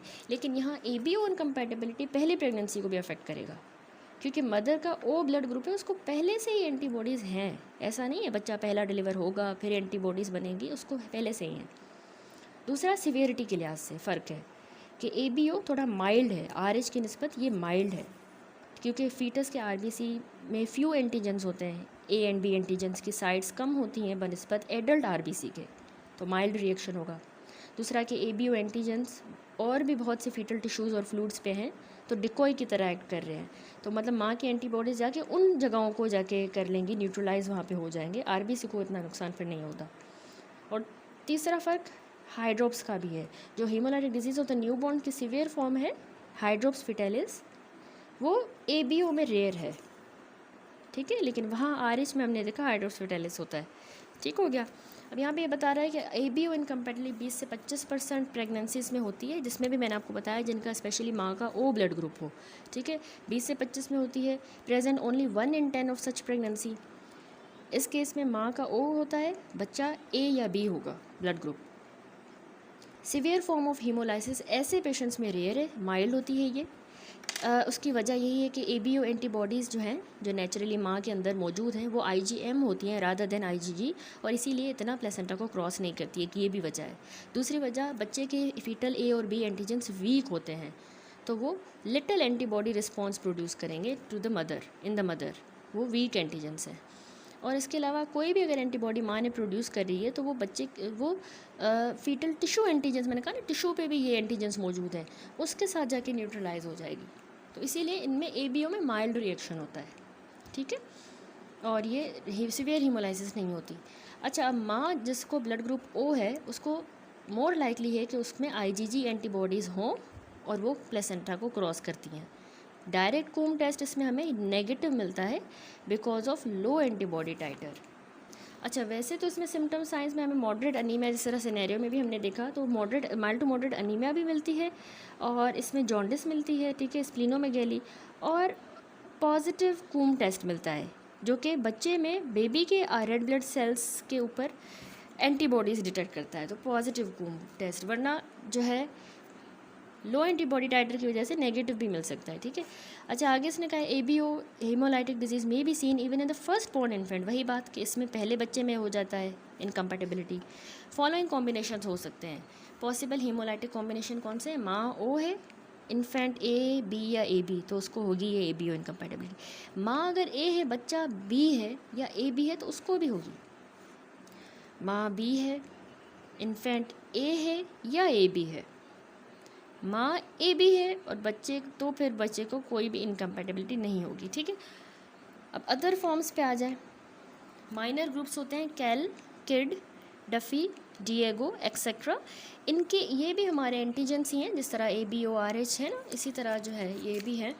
लेकिन इनकी incompatibility 5% of the cases of jaundice करवाते हैं, ठीक है। ये भी एंटीजेंस है, इनको इतना ज़्यादा एलेबोरेट नहीं किया गया क्योंकि इतने इंपॉर्टेंट भी नहीं है, क्योंकि ये माइल्ड लेस देन 5% करवाते हैं। अब क्लिनिकल फीचर और एवेल्यूएशन किस तरह हम करेंगे, ABO और RH इनकम्पैटिबिलिटी दोनों के साथ ही बता रहा है, ठीक है। RH या ABO इनकम्पैटिबिलिटी में इन्फेंट्स हमें नॉर्मल ही नज़र आएंगे, लेकिन उनकी जॉन्डिस जो है पैदा होने के बर्थ के कुछ घंटों बाद उनको जॉन्डिस अपीयर होगी, बाकी वैसे वो नॉर्मल ही होगा बच्चा। इसके अलावा following points in the history and examination हमें हेल्प करेंगे पता लगाने में कि जॉन्डिस नियोनेट्रम की वजह क्या है, ठीक है, कि या तो हीमोलाइसिस है या फिजियोलॉजिकल जॉन्डिस है या ABO इनकम्पैटिबिलिटी, RH इनकम्पैटिबिलिटी, तो वो सब हमें हिस्ट्री एग्जामिनेशन से पता चलेगा। अब फैमिली हिस्ट्री अगर किसी को जॉन्डिस की है, अनीमिया की या मेटाबॉलिक डिसऑर्डर्स की, तो ये इंपॉर्टेंट है, सिग्निफिकेंट है, ठीक है। पिछला जो बहन भाई है इस बच्चे का, प्रीवियस सिबलिंग, उसको जॉन्डिस अगर हुई है तो इसका मतलब है इनको ब्लड ग्रुप इनकम्पैटिबिलिटी है, ठीक है। ब्रेस्ट मिल्क जॉन्डिस भी हो सकती है अगर पिछले बच्चे को हुई है, या इसको J6PD की डेफिशिएंसी हो सकती है, ठीक है। तो फैमिली हिस्ट्री और हिस्ट्री जो है इंपॉर्टेंट होती है। उसके बाद मैटरनल हिस्ट्री देखें, नियोनेटल जॉन्डिस का जो रिस्क होता है वो इंक्रीज़ होता है with the history of maternal diabetes. माँ को अगर डायबिटीज़ है तो बच्चे को जॉन्डिस होगा, या फिर अगर इन्फेक्शन है माँ को, ठीक है। तो इसके अलावा अगर ऑक्सीटॉक्सिन यूज़ किया गया, use of oxytocin, sulphonamides, antimalarials, nitrofurantoins, ये चीज़ें अगर मदर ने ये ड्रग्स यूज़ की तो उससे हीमोलाइसिस हो जाएगी बच्चे में। बच्चा अगर G6PD डेफिशिएंट होगा, ये उस G6PD एनीमिया में भी हम देखेंगे डिटेल में हेमाटोलॉजी यूनिट में, तो बच्चा अगर G6PD डेफिशिएंट है और माँ ने oxytocin, sulphonamide, anti malarial, nitrofurantoin इसकी हिस्ट्री है इनके यूज़ की, तो बच्चे को हीमोलाइसिस होगी, ठीक है। इसी तरह मदर हिस्ट्री में हमने देखा माँ को डायबिटीज़ हो, अगर इन्फेक्शन हो, ये ड्रग्स यूज़ हों। तीसरा बर्थ ट्रॉमा, ठीक है, बर्थ ट्रॉमा हुआ बच्चे को, एस्फिक्सिया, डिलेड कॉर्ड क्लैंपिंग, ठीक है, प्री मेच्योरिटी, ये भी increase risk of hyperbilirubinaemia in the infant के साथ एसोसिएटेड है, ठीक है, बच्चे का बिलीरुबिन ज़्यादा होगा। उसके बाद ये हो गए मदर के फैक्टर। इन्फेंट की हिस्ट्री में क्या है, इन्फेंट हिस्ट्री में वो फैक्टर्स जो GI ट्रैक्ट से एसोसिएटेड हैं वो भी बिलीरुबिन के लेवल के अफेक्ट करेंगे। जैसे अगर पुअर ब्रेस्ट फीडिंग है या पुअर कैलोरिक इनटेक है बच्चे का, तो उससे बच्चे की इंटेरोहेपेटिक सर्कुलेशन ज़्यादा होगी, बच्चा बिलीरुबिन को ज़्यादा रीअब्जॉर्ब करेगा और जॉन्डिस होगी, ठीक है। तो GI फैक्टर। इसके अलावा वॉमिटिंग ना सेप्सिस का अर्ली साइन होता है, अर्ली प्रेजेंटेशन होती है, ठीक है, सेप्सिस का। इसके अलावा इंटेस्टाइनल ऑब्स्ट्रक्शन, उसमें भी रीअब्जॉर्प्शन ज़्यादा होगी। मेटाबॉलिक डिसऑर्डर्स में, तो ये सारे बिलीरुबिन लोड को बढ़ाते हैं और टॉक्सिसिटी को। Metabolic disorder, intestinal obstruction and vomiting. Delayed passage of meconium, बच्चे ने देर से जो है मेकोनियम पास किया और या फिर उसको स्टूल्स इनफ्रीक्वेंटली आ रहे हैं, तो इसका मतलब है बच्चे को इंटेस्टाइनल ऑब्स्ट्रक्शन है और ये भी हाइपर बिलीरुबिनीमिया करवाएगा, ठीक है, रीअब्जॉर्प्शन ज़्यादा होगी। तो अब आ जाएँ सिम्टम्स एंड साइंस पे। सिम्टम्स एंड साइन में जॉन्डिस जो है ना, ऑलवेज याद रखें डे लाइट में देखी जाती है। ये बात तो अब याद हो गई है कि जॉन्डिस को हमने डे लाइट में देखना होता है, ठीक है, ज़्यादा क्लियरली हमें विजिबल होगी। Also examine the colour of urine and stool, उसको भी हम कलर एग्जामिन करेंगे, यूरिन का, स्टूल का। अच्छा, क्लिनिकली जो जॉन्डिस विजिबल होती है कब होती है, क्लिनिकली हमें मिलेगी स्किन और स्क्लेरा पे, जब बिलीरुबिन के लेवल 5 से 7 मिलीग्राम पर डेसीलीटर हों। जॉन्डिस ऑफन पहले चेहरे पे अपीयर होती है, स्पेशली नोज़ पे, फिर ये डिसेंड करेगी, नीचे जाएगी ट्रंक पे, लोअर एक्सट्रीमिटीज़ पे, जैसे ही डिग्री ऑफ जॉन्डिस बढ़ेगी, ठीक है।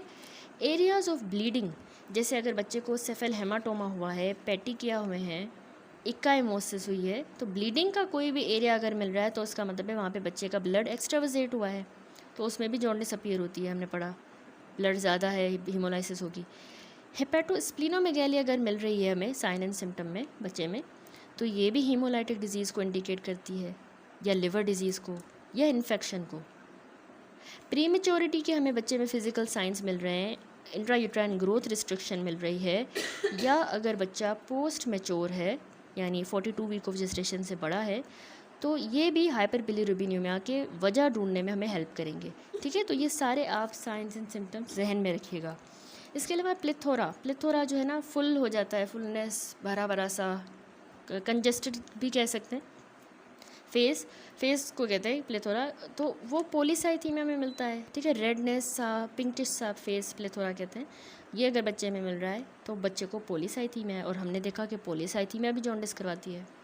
अगर पेलार मिल रहा है चेहरे पे तो उसका मतलब है हीमोलाइटिक एनीमिया के साथ है, ठीक है। इसके अलावा लार्ज इन्फेंट है विद माँ को डायबिटीज़, ठीक है, large infant with maternal diabetes, तो ये भी हाइपर बिलिरुबिनीमिया के साथ एसोसिएटेड होता है।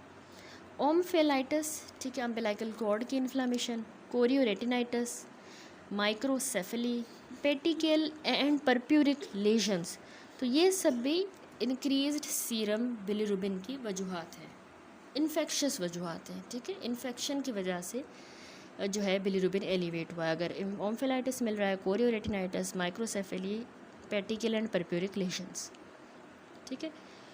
फिर आता है appearance of abnormal neurological signs. अगर हमें बच्चे में न्यूरोलॉजिकल साइंस एबनॉर्मल मिल रहे हैं तो इसका मतलब है कि अर्ली बिलिरुबिन इंसेफेलोपैथी का ऑनसेट हुआ है, ठीक है। तो ये हो गए सारे क्लिनिकल फीचर्स एंड इवेल्युएशन। अब आ जाएंगे इन्वेस्टिगेशन हम कैसे करवाएंगे जॉन्डिस नियोनेट्रम में।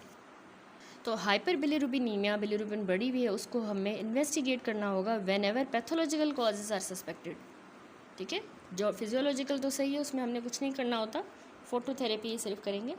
बाकी अगर हाइपर बिलिरुबिनीमिया में अगर हम पैथोलॉजिकल कॉज सस्पेक्ट कर रहे हैं, इन सब साइंस एंड सिम्टम्स से रिलेटेड हमें कुछ मिल रहा है, तो हमने इन्वेस्टिगेशंस करवानी है। उसमें सबसे पहले आप याद रखें 4 जो बेसिक इन्वेस्टिगेशन है जॉन्डिस में, वो है सीरम बिलिरुबिन लेवल करवाए जाते हैं, टोटल भी करवाएंगे, डायरेक्ट इनडायरेक्ट, ठीक है।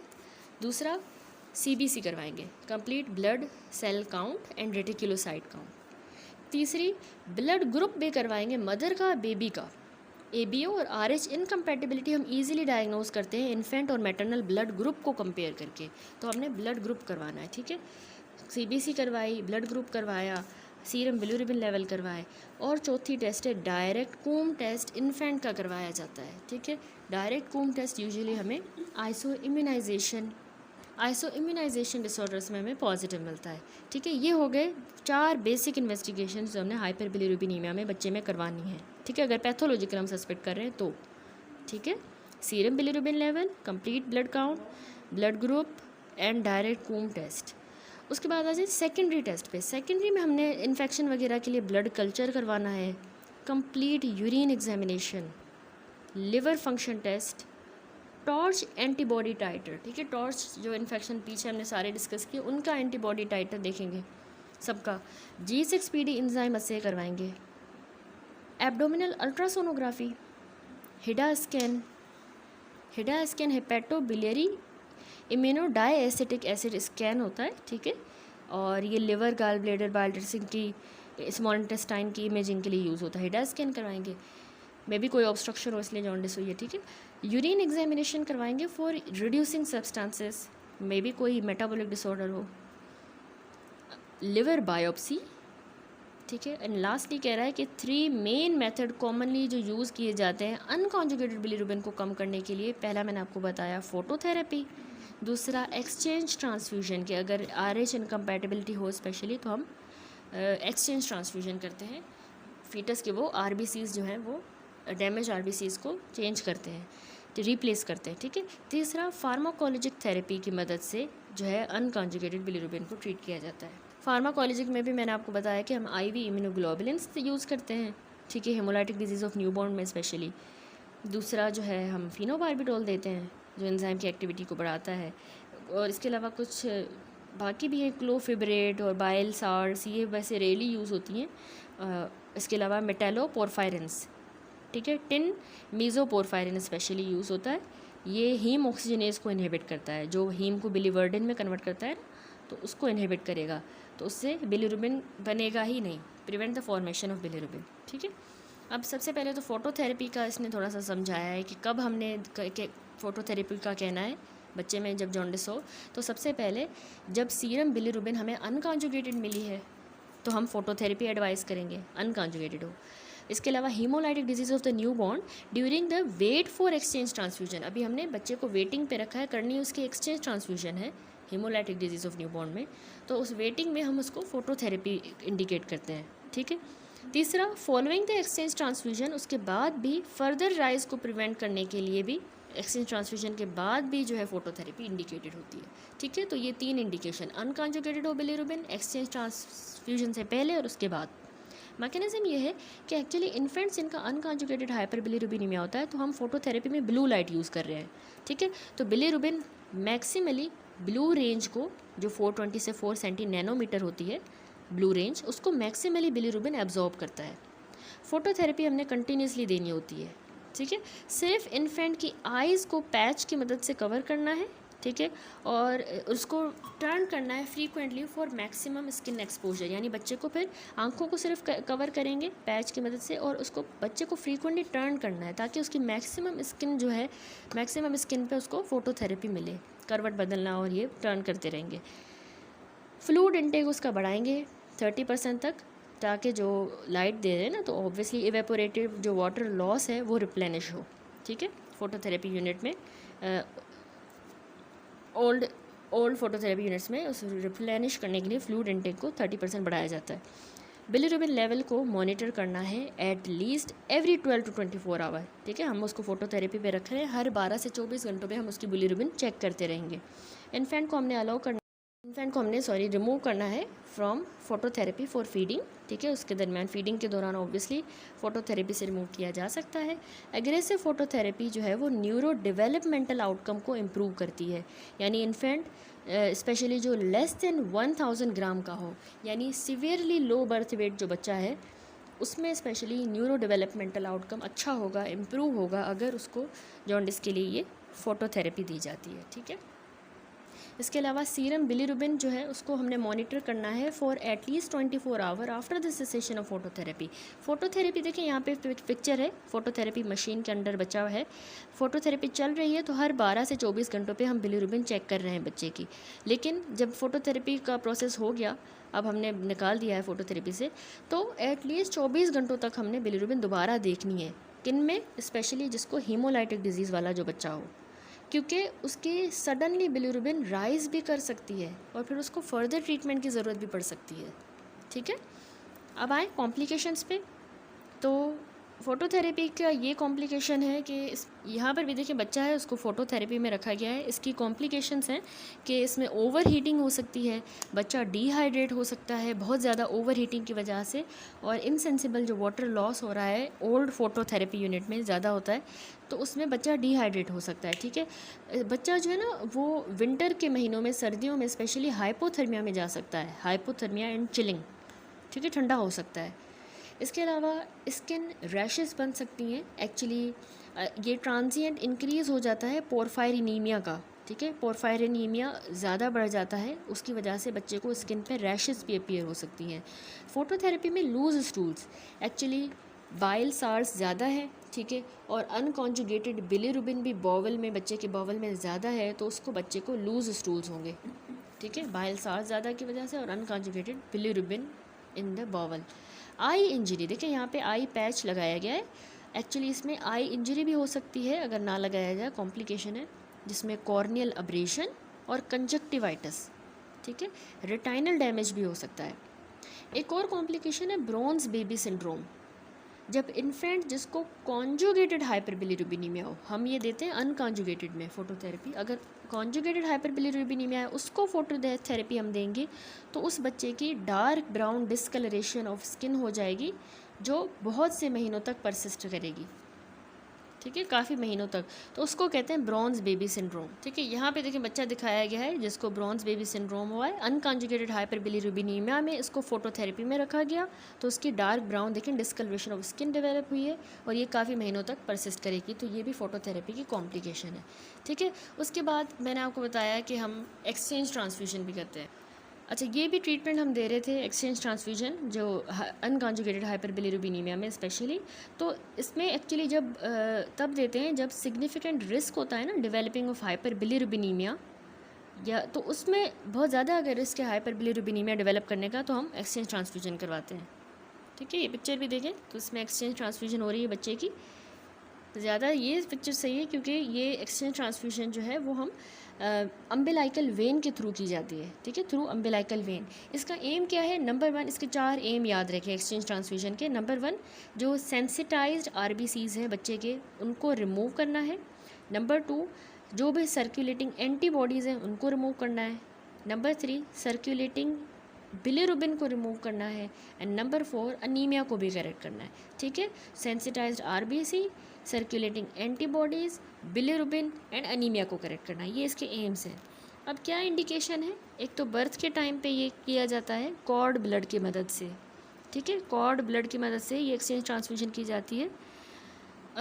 हीमोग्लोबिन अगर हमें, अच्छा ये इंडिकेशंस मैं आपको बता रही हूँ कि हम कॉर्ड ब्लड लेते हैं। सबसे पहले बच्चा पैदा हुआ है, बर्थ के टाइम पे हम कॉर्ड ब्लड लेते हैं थोड़ा सा, उसमें अगर हमें उसकी हीमोग्लोबिन 12 ग्राम पर डेसीलीटर से कम मिल रही है।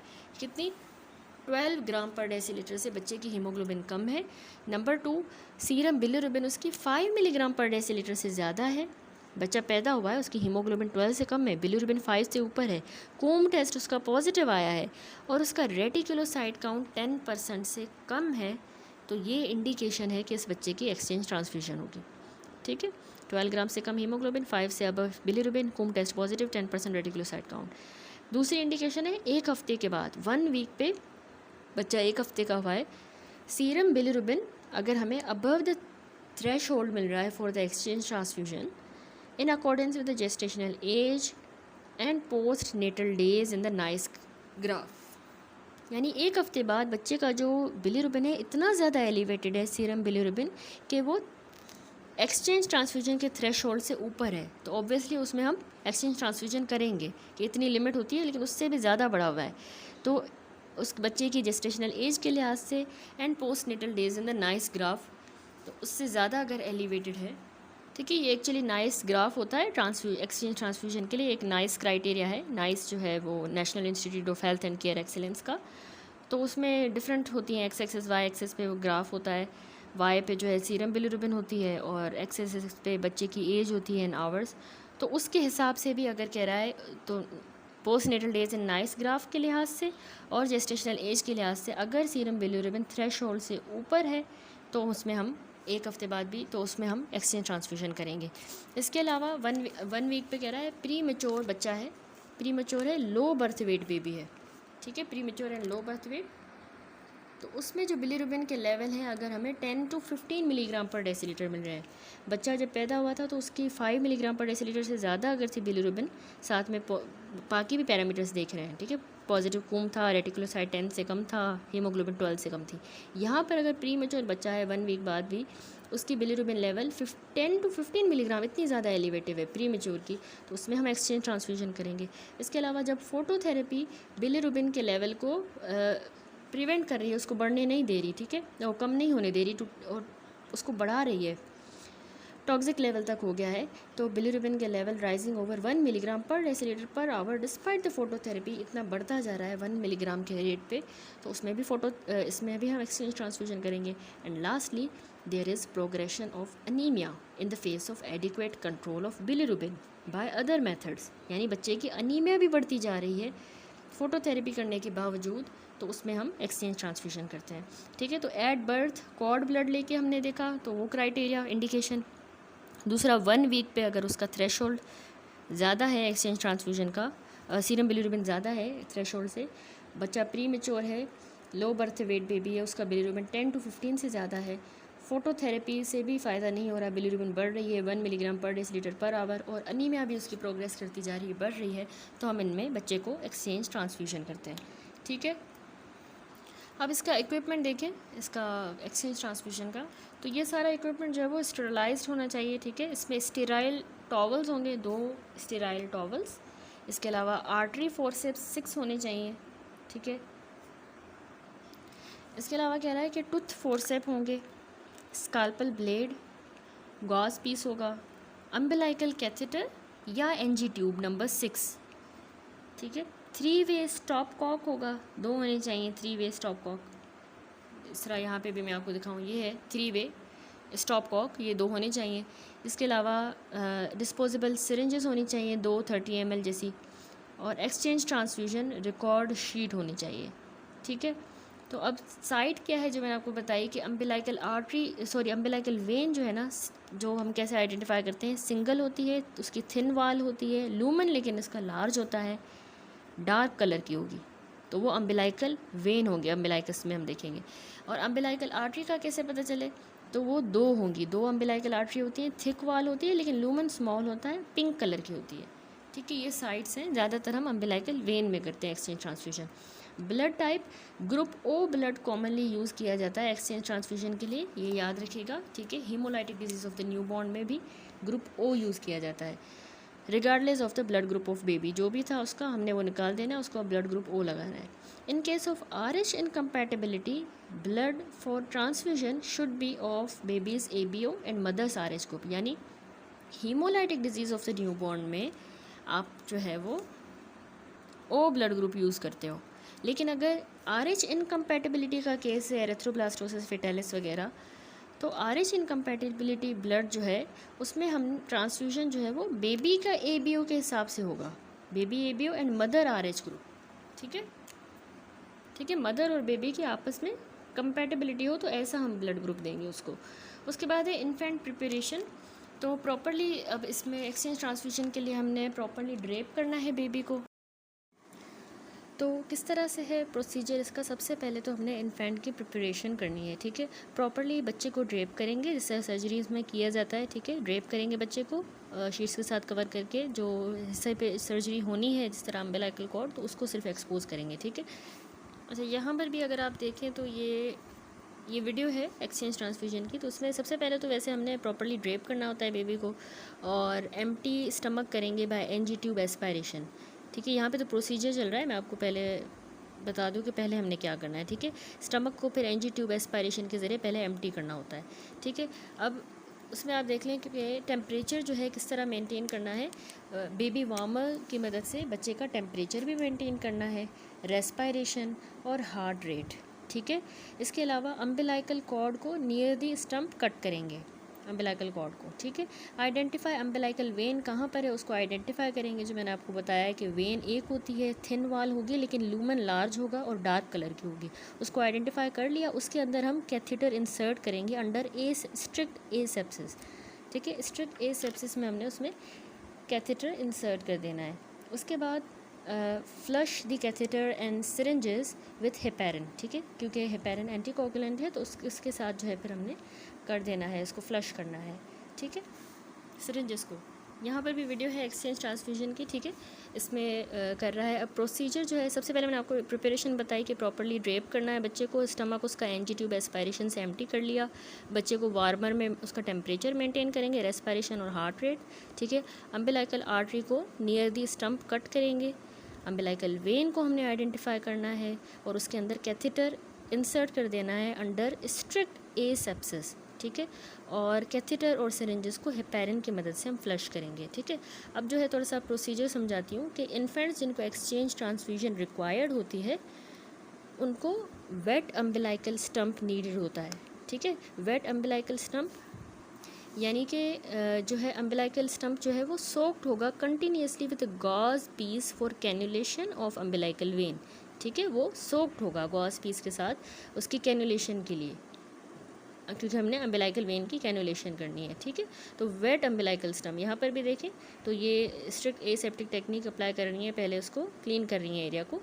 और जो है एक्सचेंज ट्रांसफ्यूजन के लिए याद रखिए कि वेट अम्बिलाइकल स्टम्प रिक्वायर्ड होता है, जो कि कंटिन्यूसली गॉज पीस के साथ सोक्ड होता है, ताकि हम गॉज पीस के साथ सोक्ड होता है for the cannulation of umbilical vein, ठीक है, ताकि हम इसकी फिर इजीली कैनुलेशन करें।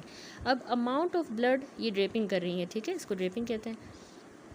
अमाउंट ऑफ ब्लड कितनी रिक्वायर्ड होती है, 70 to 90 ml पर kg, कितना 70 to 90 ml पर kg टर्म के लिए और 85 से 100 ml पर kg प्री टर्म इन्फेंट के लिए, ठीक है।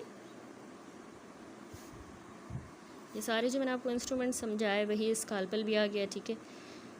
और बाकी आपको याद है स्टेराइल टॉवल्स थे 2, आर्टरी फोर्सेप्स थे 6, स्पंज फोर्सेप्स 2, टूथ फोर्सेप थे, स्काल्पल ब्लेड, गॉज पीस, अम्बिलाइकल कैथेटर या एनजी ट्यूब, ठीक है, एनजी ट्यूब नंबर 6, और इसके अलावा हमें 3 वे स्टॉप कॉक चाहिए, ठीक है। एंड अब ये जो है इंसर्ट करेंगी बेली बटन के अंदर ये कैथेटर, ठीक है। और इसके अलावा हमें एक्सचेंज ट्रांसफ्यूजन रिकॉर्ड शीट चाहिए। 4 cc of blood is necessary for the diagnostic procedure, blood grouping and cross matching के लिए, ठीक है। उसी से बिलिरुबिन लेवल भी करवाए जाएंगे एंड बाकी टेस्ट, कैल्शियम लेवल डायरेक्ट खून टेस्ट, तो थोड़ा सा इसने ऑब्टेन किया है 4 cc जितना। बेबी को वही बात कह रही है, वार्मर में रखना है, टेम्परेचर उसका मेंटेन रखना है, ऑक्सीजन लेवल, ठीक है। और अम्बिलाइकल कैथेटर जो है वो सूचर्ड होना चाहिए, ठीक है, एक्सचेंज ट्रांसफ्यूजन के दौरान।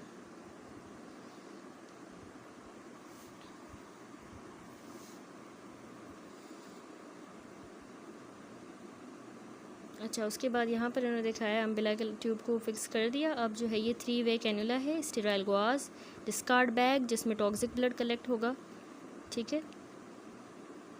इसमें 2 होल्स बने हुए हैं।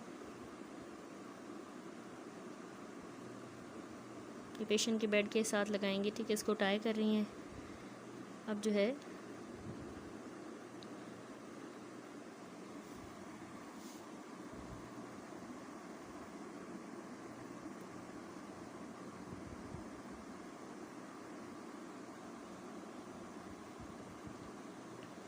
एक्सचेंज ट्रांसफ्यूजन जो है अब ये परफॉर्म कर रही हैं, ठीक है। After connecting all tube 3 way stop clock we are gonna slowly withdraw 15 ml, ठीक है। बेबी के टॉक्सिक ब्लड को सिरिंज की मदद से ये पुश कर रही हैं डिस्कार्ड बैग में, ठीक है।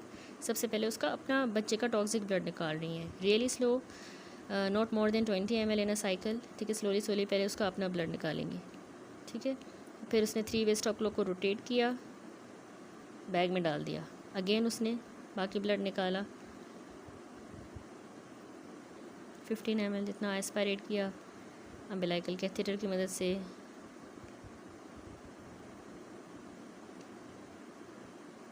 ठीक है। फिर इंजेक्ट कर दिया अम्बिलाइकल कैथेटर की मदद से, बच्चे में इंजेक्ट कर दिया,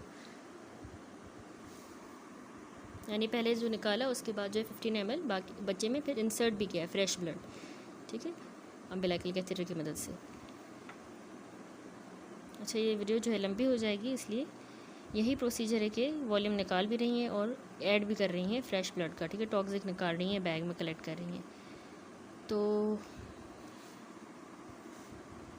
यहाँ पर जो है प्रोसीजर कंप्लीट हुआ, ठीक है। अब इसके कॉम्प्लिकेशंस क्या हैं प्रोसीजर की? एक तो सर्कुलेटरी ओवरलोड की वजह से बच्चे में हाइपर वोलीमिया हो सकता है, पहली कॉम्प्लिकेशन, ठीक है।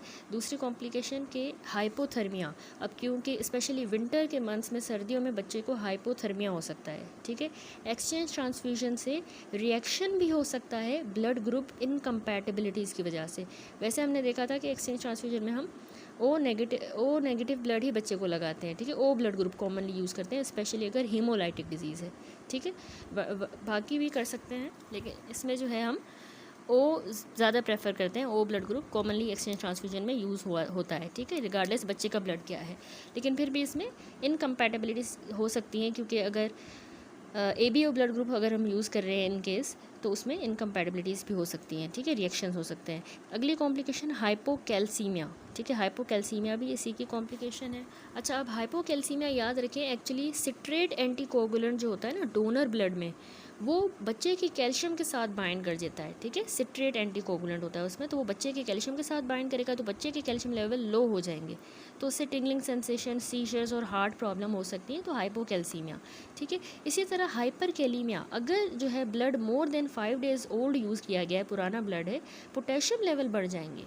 स्पेशली अगर याद रखें हाइपरकैलीमिया, अगर फ्रेश ब्लड अगर हम यूज़ नहीं कर रहे तो उसमें पोटेशियम लेवल बढ़ जाते हैं, क्योंकि RBC ब्रेक डाउन होते हैं और वो पोटेशियम को रिलीज़ करते हैं। हाई पोटेशियम फिर बच्चे में एरिथमियास करवाएगा, ठीक हो गया।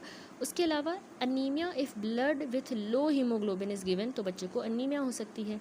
अच्छा, बाकी कॉम्प्लिकेशंस भी होती हैं जो इसमें मेंशन नहीं की, वो भी आप थोड़ा सा याद रखें कि एसिडोसिस, एल्कलोसिस वगैरह हो सकता है, ठीक है। ये भी कॉम्प्लिकेशन है, क्योंकि बॉडी के एसिड बेस बैलेंस डिस्टर्ब हो सकता है। एक और कॉम्प्लिकेशन हाइपोनेट्रीमिया, लो सोडियम लेवल भी एक्सचेंज ट्रांसफ्यूजन की कॉम्प्लिकेशन है, ठीक है। बच्चा हाइपो या इवन हाइपर ग्लाइसीमिया में भी जा सकता है, ठीक है। शुगर लेवल ड्रॉप भी कर सकते हैं, बढ़ भी सकते हैं, ठीक है। तो ये मेटाबॉलिक और इलेक्ट्रोलाइट कॉम्प्लिकेशन हो गई। बाकी भी तो कॉम्प्लिकेशन है जो कि CVS से और हीमोडायनामिक्स से रिलेटेड है। उसमें याद रखें एरिथमिया, क्यों? क्योंकि ब्रेडिकार्डिया स्पेशली जो है और टैकीकार्डियाज ये प्रोसीजर के दौरान हो सकते हैं एरिथमियाज। हाइपो या हाइपरटेंशन हो सकती है, वही बात सर्कुलेटरी ओवरलोड की वजह से। कार्डियो रेस्पिरेटरी अरेस्ट हो सकता है, सीवियर कॉम्प्लिकेशन है ये, ठीक है, रेयर है लेकिन। अच्छा, एयर एम्बोलिज्म, बच्चे की ब्लड स्ट्रीम में एयर जा सकती है, ठीक है, तो ये एक्चुअली कैथेटर की यूज़ की वजह से एयर एम्बोलिज्म हो सकता है, ठीक है। थ्रोम्बोसिस और एम्बोलाई, ब्लड क्लॉट अगर बन गया ट्रांसफ्यूजन के दौरान। और लास्ट कॉम्प्लिकेशन इंट्रावेंट्रिकुलर हेमरेज, ये एक्चुअली प्री टर्म इन्फेंट्स के लिए रिस्क होता है इंट्रावेंट्रिकुलर हेमरेज का, ब्रेन के वेंट्रिकल्स में ब्लीडिंग हो जाए। तो ये हो गई एक्सचेंज ट्रांसफ्यूजन की कॉम्प्लिकेशंस। अब आ जाए जनरल मेजर्स पे और फार्माकोलॉजिक थेरेपी पे। यहाँ पे देखिए ये पिक्चर है जिसमें एक्सचेंज ट्रांसफ्यूजन दिखाया है, जो मैंने आपको समझाया कि सिरिंज होती है, ठीक है। यहाँ पे बच्चे की अम्बिलाइकल वेन में हमने कैथेटर लगाया है, ठीक है। ये है वो 3 वे स्टॉप क्लॉक, ठीक है, 3 वे इसमें है 1 2 3 3 1 2 3। और तो अभी उस सिरिंज जो है ना, यहाँ पे वाटर बैग है जिसमें हमने पहले एस्पायरेट करके सिरिंज की मदद से पहले टॉक्सिक ब्लड बच्चे का निकाला, जिस तरह मैंने वीडियो में आपको दिखाया, वो इसमें जमा किया। फिर इस 3 वे को हम घुमाते हैं, ठीक है, क्योंकि 3 वे का यही काम है कि मतलब डायरेक्शन ऑफ ब्लड को बताता है। अब यूँ जाएगा, इसको यूँ घुमाएंगे तो ब्लड यूँ जाएगा, तो ये काम होता है 3 वे स्टॉप क्लॉक का, ठीक है। तो पहले इसमें टॉक्सिक ब्लड डाल दिया, फिर उसको घुमा के जो है हम डायरेक्शन चेंज करेंगे, तो फिर हम फ्रेश ब्लड जो है उसमें भेजेंगे उसकी ब्लड में, फिर दोबारा से निकालेंगे थोड़ा सा टॉक्सिक और फिर फ्रेश ब्लड अगेन 15 ml जिस तरह कर रहे थे, इस तरह किया जाता है प्रोसीजर, ठीक है। तो ये इक्विपमेंट की अरेंजमेंट है for the exchange blood transfusion. अब कुछ जनरल मेजर्स और फार्माकोलॉजिक थेरेपी हम क्योंकि डिस्कस कर रहे थे, फोटोथेरेपी, उसके बाद एक्सचेंज ट्रांसफ्यूजन, अब फार्माकोलॉजी थेरेपी क्या है जॉन्डिस के लिए। तो रीसस आइसो इम्यूनाइजेशन को प्रिवेंट करने के लिए मदर को रो डी दिया जाता है, ठीक है, RHOD इम्यूनोग्लोबुलिन होती है, जिसको रोगाम इंजेक्शन के नाम से आता है। 72 आवर्स के अंदर of the delivery of the RH positive infant, बच्चा जैसे पहली प्रेगनेंसी में अगर बच्चा पैदा हुआ, उसके 72 आवर्स के अंदर मदर को हमने ये इंजेक्शन देना होता है। इम्यूनोग्लोबुलिन होती हैं, ठीक है, रोगाम के नाम से RH इम्यूनोग्लोबुलिन है। इसके अलावा इंट्रावीनस इम्यूनोग्लोबुलिन कह रहा है कि 0.5 से 1 ग्राम पर kg डोज IV इम्यूनोग्लोबुलिन्स का इन्फेंट को देना है, ठीक है, इन्फेंट को ही हम दे रहे हैं 0.5 से 1 ग्राम पर kg के हिसाब से इम्यूनोग्लोबुलिन। तो इससे उसमें बच्चे में हीमोलाइसिस कम होगी और ये हम 12 घंटों के बाद रिपीट भी कर सकते हैं, 12 घंटों बाद दोबारा ये इतनी इम्यूनोग्लोबुलिन देंगे बच्चे को।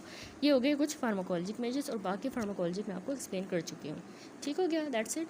अब जो है इसमें जॉन्डिस नियोनेट्रम से ही रिलेटेड टॉपिक है कर्निक्टेरिस, जो मैंने आपको बताया, स्पेशली अगर अनकॉन्जुगेटेड बिलिरुबिन एक्सेस में हो जाए तो वो जाके एक्यूमुलेट कर जाती है ब्रेन में, और उसको कहते हैं कर्निक्टेरिस, ठीक है।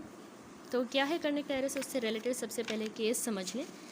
फुल टर्म 7 डे ओल्ड बच्चा है, फुल टर्म है, 7 दिन हुए हैं उसको प्रेजेंट हुआ with history of jaundice since second day of his life, ठीक है, दूसरे दिन से उसको जॉन्डिस स्टार्ट हुई जब से वो पैदा हुआ। अभी वो लेथार्जिक है, पुअर फीडिंग कर रहा है। क्लिनिकल एग्जामिनेशन पे बच्चे का मोरो रिस्पॉन्स पुअर है, डीप जॉन्डिस है उसको, और ओपिस्थोटोनिक पोस्चर है, जिस तरह टेटनी में ओपिस्थोटोनस हो जाता है ना, पोस्चर है, उस तरह का पोस्चर है, ठीक है। ओपिस्थोटोनिक पोस्चर जो होता है ना, सिवियर मसल स्पाज्म की वजह से जब बैक जो होती है, कमर पूरी बैक वो आर्क कर जाएगी और हेड और हील्स पीछे की तरफ बेंड हो जाएंगे बैकवर्ड। तो ये अगर पर्सन है, ठीक है, तो उसकी बैक जो है बिल्कुल पीछे की तरफ यूँ आर्क कर जाएगी, ठीक है, अगर वो लेटा हुआ होगा तो इस तरह। और कमर और जो हेड है, हील्स और हेड जो है पीछे की तरफ बैकवर्ड बेंड कर जाएंगे, ठीक है। यानी अगर बेड बनाओ उस पर ज़्यादा समझ आएगी। ये बेड है तो एपिसोडोनमस ये कमर है और ये उसकी हील्स है, और यूँ आर्क यूँ बनेगी बच्चे की, ठीक है, इस तरह से ओपिस्थोटोनिक पोस्चर है बच्चे का। तो ये क्लासिक साइन होता है सीवियर न्यूरोलॉजिकल डैमेज में, ठीक है। बच्चे का ओपिस्थोटोनिक पोस्चर है, उसको डीप जॉन्डिस है, यानी इसका मतलब है बिलिरुबिन के लेवल ज़्यादा है, और उसका मोरो रिफ्लेक्स पुअर है। मोरो रिफ्लेक्स जो स्टार्टल रिफ्लेक्स होता है नॉर्मली इन्फेंट्स में प्रेजेंट होता है, वो इसमें पुअर मिल रहा है। अभी जो उसको सिम्टम है, बच्चा लेथार्जिक है, स्लगिश ड्राउजी किस्म का, फीडिंग भी पुअर है, और ठीक हो गया। अब इससे रिलेटेड ये कर्निक्टेरिस से रिलेटेड केस है, ठीक है। अब इसको हम पढ़ेंगे तो हमें ज़्यादा समझ में आएगा कि इंसिडेंस देखिए। सबसे पहले कर्निक्टेरिस जो है 30% ऑफ द इन्फेंट्स में होता है with the bilirubin level more than 25 to 30 milligram per decilitre. ठीक है, 30% इन्फेंट्स जो होते हैं ना, जिनकी बिलीरुबिन 25 से 30 मिलीग्राम से ऊपर अगर है, मोर देन नॉर्मल लेवल हमने देखे थे 0.3 से 1.2 टोटल बिलीरुबिन जो मैंने आपको बताई थी, बस आप लेस देन 1 भी याद रखें तो नॉर्मल होती है बिलीरुबिन, तो लेस देन 1 मिलीग्राम। तो अगर ये मोर देन 25 to 30 अगर है, इससे ज़्यादा है अगर बिलीरुबिन, तो उसमें ज़्यादा इंसिडेंस मिला है, 30% इंसिडेंस मिला है कर्निक का। ठीक है, तो मतलब वेरी एलिवेटेड बिलीरुबिन से रिलेटेड है कर्निक का रिस्क। ठीक है, कर्निक की डेफिनेशन देखिए, it is a neurologic syndrome, यानी सेट ऑफ सिम्टम्स हैं जो नर्वस सिस्टम से रिलेटेड है, न्यूरोलॉजिकल सिंड्रोम है, that results from the deposition of unconjugated यानी indirect bilirubin in the basal ganglia. इस तरह आपने डेफिनेशन बतानी है, it is accumulation of unconjugated bilirubin in basal ganglia and brain stem cells. ठीक है, यानी बिलीरुबिन न्यूरोपैथी भी इसको कहा जाता है कि नर्व्स इसमें डैमेज हुई हैं। तो इनडायरेक्ट या अनकॉन्जुगेटेड बिलीरुबिन की डिपोजिशन बेसल गैंग्लिया में और ब्रेन स्टेम सेल्स में, इसको कर्निक कहेंगे। इसकी पैथोलॉजी किस तरह है, जब इनडायरेक्ट सीरम में बिलीरुबिन के लेवल, क्योंकि इनडायरेक्ट मैंने आपको पहले बताया लिपिड सॉल्युबल होता है, तो इनडायरेक्ट के लेवल 20 से अगर ऊपर चले जाएँ, जिस तरह हमने यहाँ कहा मोर देन 25 to 30, 20 से अगर ऊपर चले जाते हैं तो वो ब्लड ब्रेन बैरियर को क्रॉस करेगी। ये BCQ पॉइंट आएगा कि कितने लेवल से ऊपर जाएगा तो कर्निक होगा। एक तो अनकॉन्जुगेटेड हो इनडायरेक्ट, और वो 20 मिलीग्राम पर डेसीलीटर से ऊपर अगर गई तो वो ब्लड ब्रेन बैरियर को क्रॉस करेगा सिर्फ नियोनेट्स में।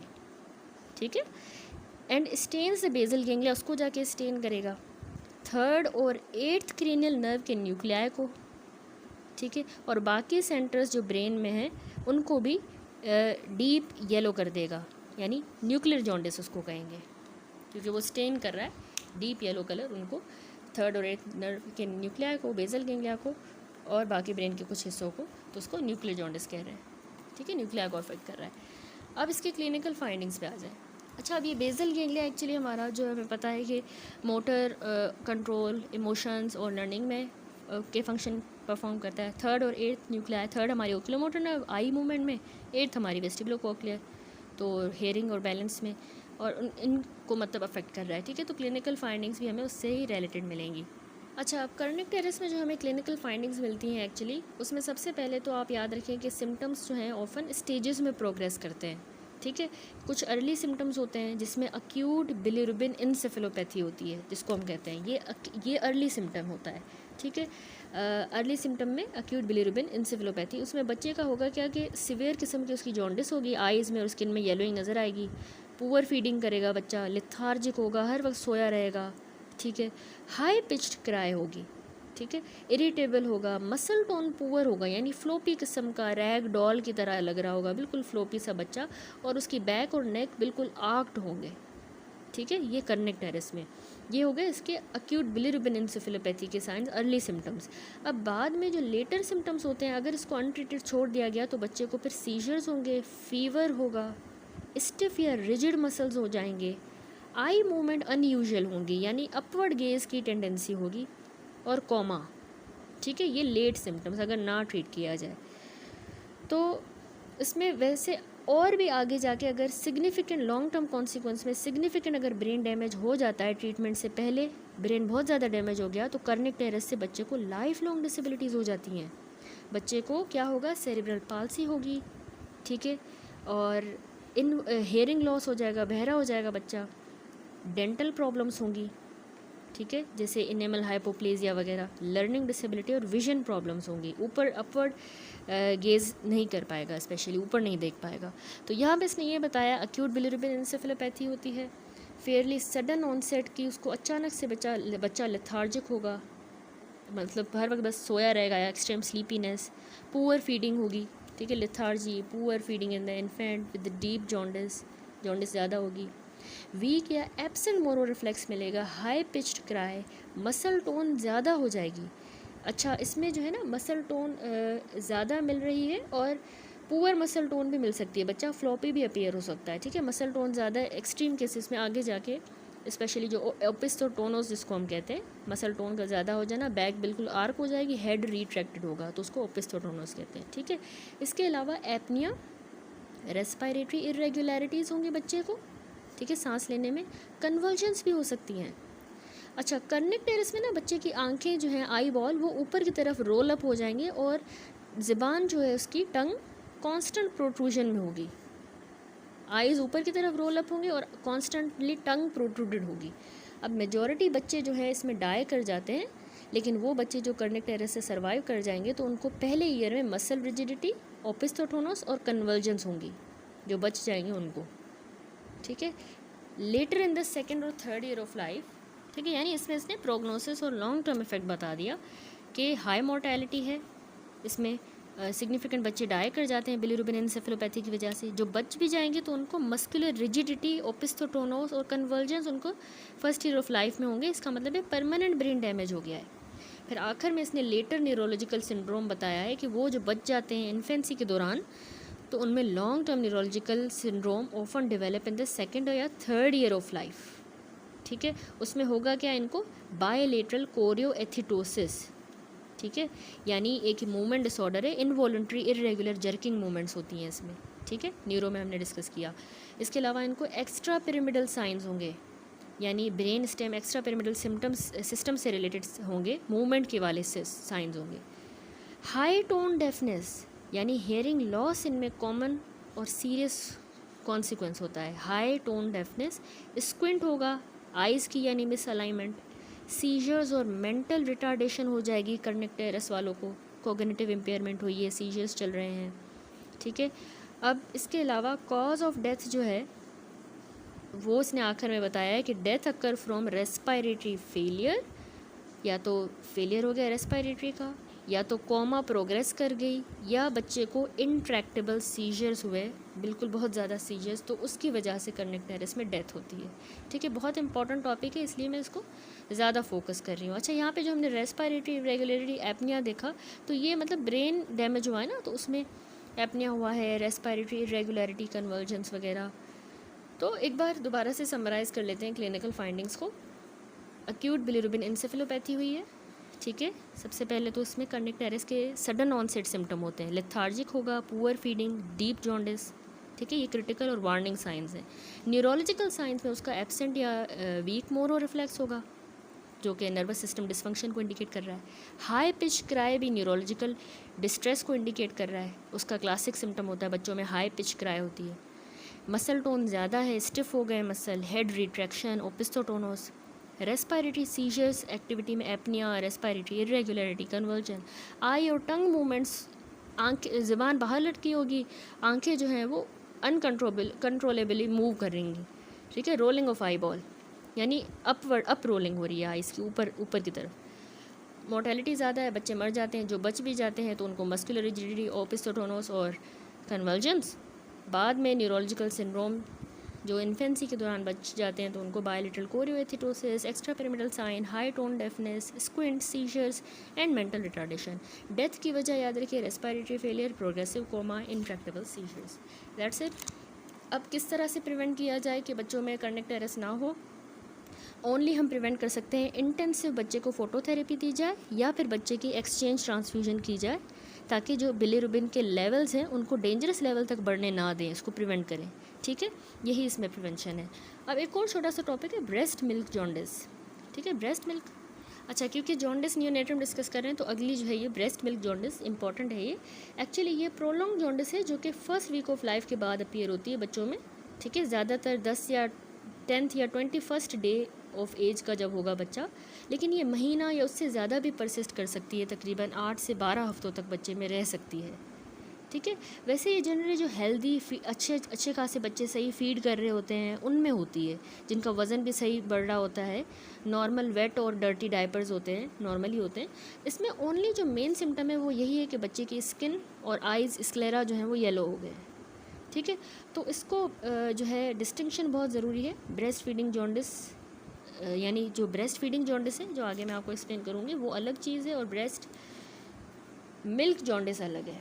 ठीक है, ये जो ब्रेस्ट फीडिंग जॉन्डिस है ये एक्चुअली जो आगे हम देखेंगे वो सब ऑप्टिमल इनटेक जॉन्डिस होती है, यानी उसमें jaundice first week of life में होती है।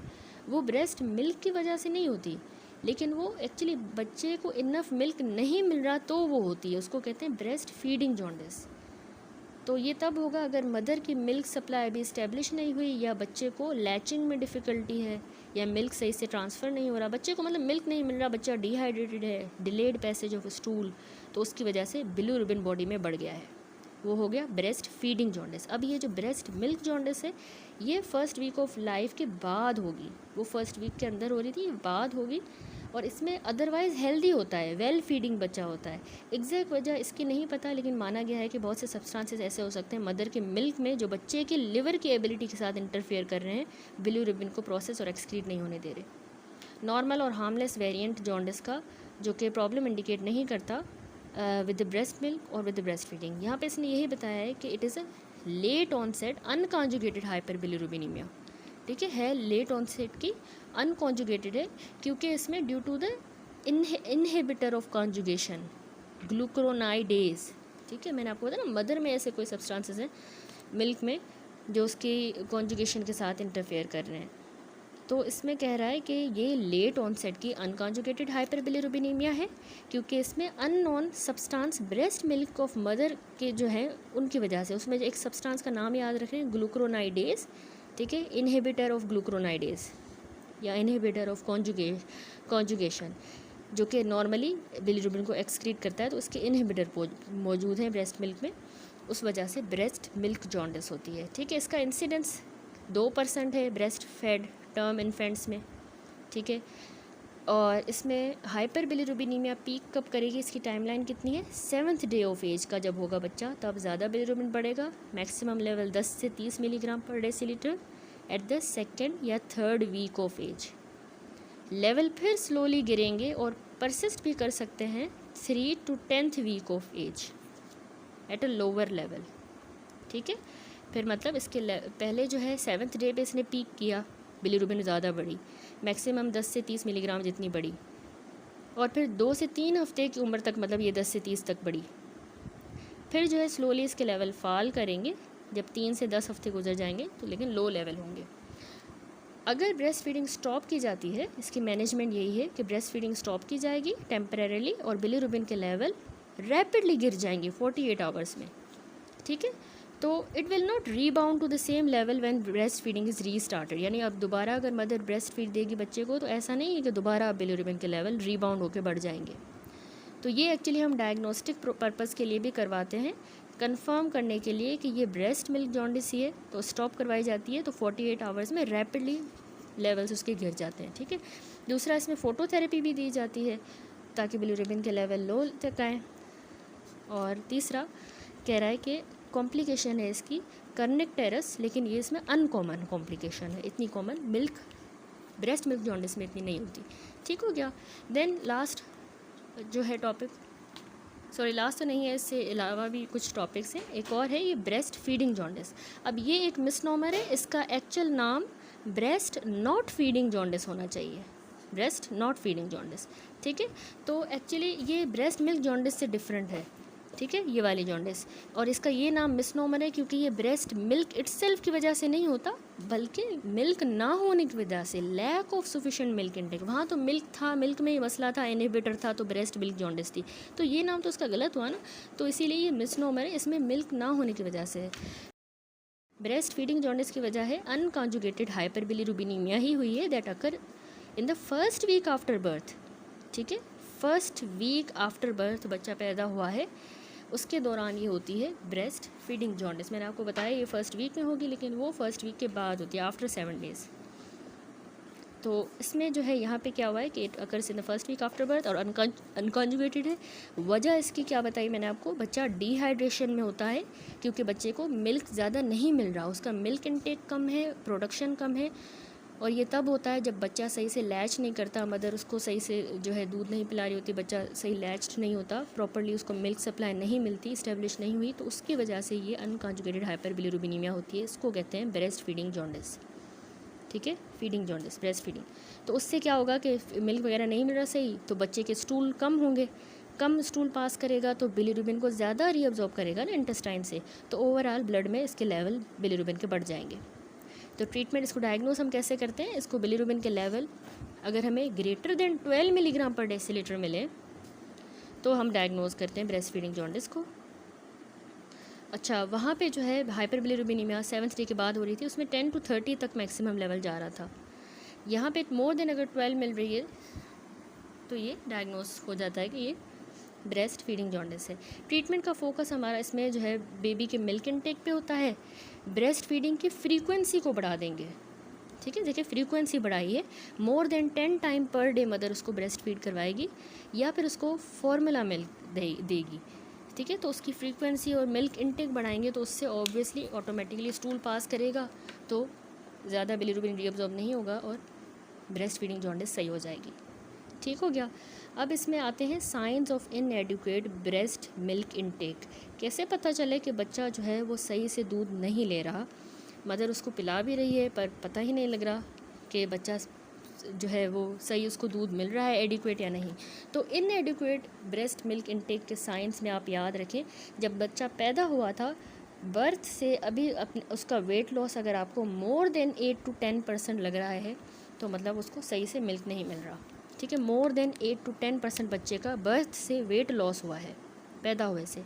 दूसरे, उसके वेट डायपर, अगर 6 से कम डायपर्स वो गीले कर रहा है 24 घंटों में, 6 से कम, by the third to fourth day बच्चा पैदा हुआ है उसके 3 से 4 दिनों तक वो एक दिन में 6 से भी कम डायपर अगर वेट कर रहा है तो मतलब उसको मिल्क सही नहीं मिल रहा, इनएडिक्वेट है।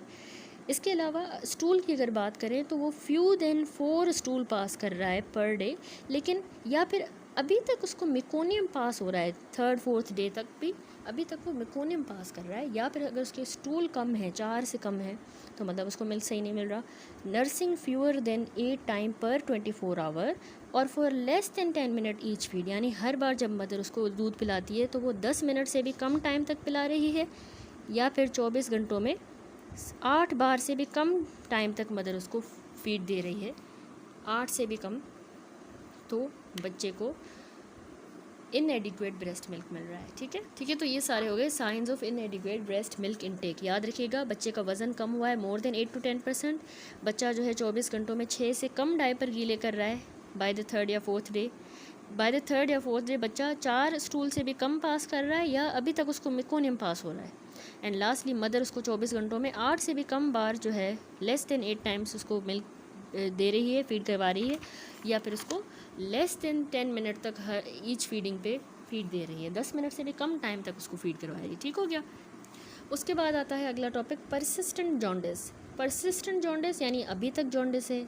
कैसे डिफाइन करेंगे? अगर वो मोर देन 2 वीक्स तक परसिस्ट कर रही है, बच्चे को 2 हफ्ते गुजर चुके हैं, अभी तक जॉन्डिस है, तो हम कहेंगे इट इज़ परसिस्टेंट जॉन्डिस। क्या वजूहत हैं अभी तक क्यों परसिस्ट कर रही है? उसमें सिग्निफिकेंट वजूहत में, अच्छा एक बात कि ये परसिस्टेंट जॉन्डिस जो है ना, ये एक्चुअली रेड फ्लैग होता है, क्योंकि मोस्ट बिनाइन या फिजियोलॉजिकल जॉन्डिस जो है इस टाइम फ्रेम में रिजॉल्व हो जाती हैं। अगर अभी तक परसिस्ट कर रही है तो कोई मेडिकल सीरियस इशू हो सकता है, बिनाइन या सीरियस इशू। ठीक है, तो इसकी जो डेफिनेशन है, अगर हम फुल टर्म बेबीज़ में कहते हैं तो जो 37 वीक के पे या उसके बाद पैदा हुए हैं, तो उनके लिए हम कहेंगे अगर जॉन्डिस 14 दिनों से ज़्यादा है तो हम कहेंगे वो परसिस्टेंट जॉन्डिस है। लेकिन प्री मैच्योर बच्चे में अगर 21 दिनों से ज़्यादा है ना, मोर देन 21 टर्म बच्चा है, तो हम कहेंगे 14 डेज़ से ज़्यादा, जिस तरह 2 वीक्स। लेकिन अगर प्री टर्म है तो उसमें हमने कहना है 21 डेज़ से ज़्यादा अगर है तो इट इज़ परसिस्टेंट जॉन्डिस। तो इसमें बहुत सी जो है बिनाइन और सीरियस कंसर्न हो सकता है। मोस्ट कॉमन वजह ब्रेस्ट मिल्क जॉन्डिस है इसकी, ठीक है, मोस्ट कॉमनली। इसके अलावा जो यहाँ पे गिवन है, ठीक है, ये मोस्ट कॉमन है। इसके अलावा आपने याद रखना है कि इस केस में बेबी अदरवाइज़ तो हेल्दी होता है, लेकिन फीड भी सही ले रहा है, वज़न भी उसका गेन हो रहा है, लेकिन जॉन्डिस हार्मलेस वेरिएंट है। ठीक है, तो इसमें हम आगे देखेंगे कि अनकॉन्जुगेटेड इनडायरेक्ट हाइपरबिलिरुबिनीमिया है, दूसरी कॉन्जुगेटेड हाइपरबिलिरुबिनीमिया। यहाँ पर पहले आप इसके कॉजेज़ देख लें। ठीक है, जो सिग्निफिकेंट कॉजेज़ में सबसे पहले प्री मेच्योरिटी। ठीक है, प्री मेच्योर बच्चे जो होते हैं उनका लिवर सही से नहीं निकाल रहा बिलिरुबिन को, अभी तक बिलिरुबिन पड़ी है, परसिस्टेंट जॉन्डिस। दूसरी मैंने मोस्ट कॉमन वजह आपने याद रखनी है, ब्रेस्ट मिल्क जॉन्डिस की वजह से परसिस्टेंट जॉन्डिस रहता है। ठीक है, ब्रेस्ट मिल्क जिसमें मदर के मिल्क में इनहिबिटर्स थे। Hypothyroidism, under active thyroid gland है, मेटाबॉलिज्म स्लो है, लिवर प्रोसेस नहीं कर रहा बिलिरुबिन को।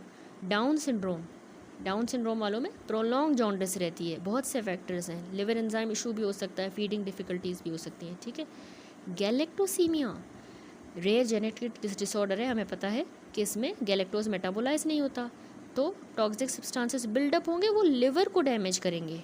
ठीक है। तो लिवर डैमेज होगा तो परसिस्टेंट जॉन्डिस रहेगी। तो गैलेक्टोसीमिया वाले क्रिगलर नजार सिंड्रोम में परसिस्टेंट रहेगी क्योंकि ग्लूक्रोनाइल ट्रांसफरेज नहीं है, ठीक है, और पार्शियली एब्सेंट है या कम्प्लीटली एब्सेंट है, तो उससे बिलिरुबिन अनकॉन्जुगेटेड ज़्यादा होगी।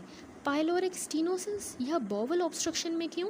क्योंकि उसमें बिलिरुबिन एक्सक्रीट नहीं हो रही स्टूल में, बिल्डअप हो रहा है ब्लड में, ठीक है। एंड लास्ट वजह नियोनेटल हेपाटाइटिस बिलियरी अट्रेशिया, ठीक है। इसमें एक्चुअली बाइल डक्ट डिसऑर्डर्स है जिसमें नियोनेटल हेपाटाइटिस में लिवर की इन्फ्लेमेशन हुई है, बिलियरी अट्रेशिया में बाइल डक्ट ब्लॉक्ड है, तो बिलिरुबिन बाहर नहीं निकल रही, कॉन्जुगेटेड बिलिरुबिन ज़्यादा बढ़ गई है, ठीक हो गया। अब आए pathological causes of pathological unconjugated hyperbilirubinaemia, ठीक है, यानी पैथोलॉजिकल अनकॉन्जुगेटेड हाइपरबिलिरुबिनीमिया की वजूहात क्या हैं। तो इसमें हम डिजीज़ रिलेटेड वजूहात बताएंगे अनकॉन्जुगेटेड की।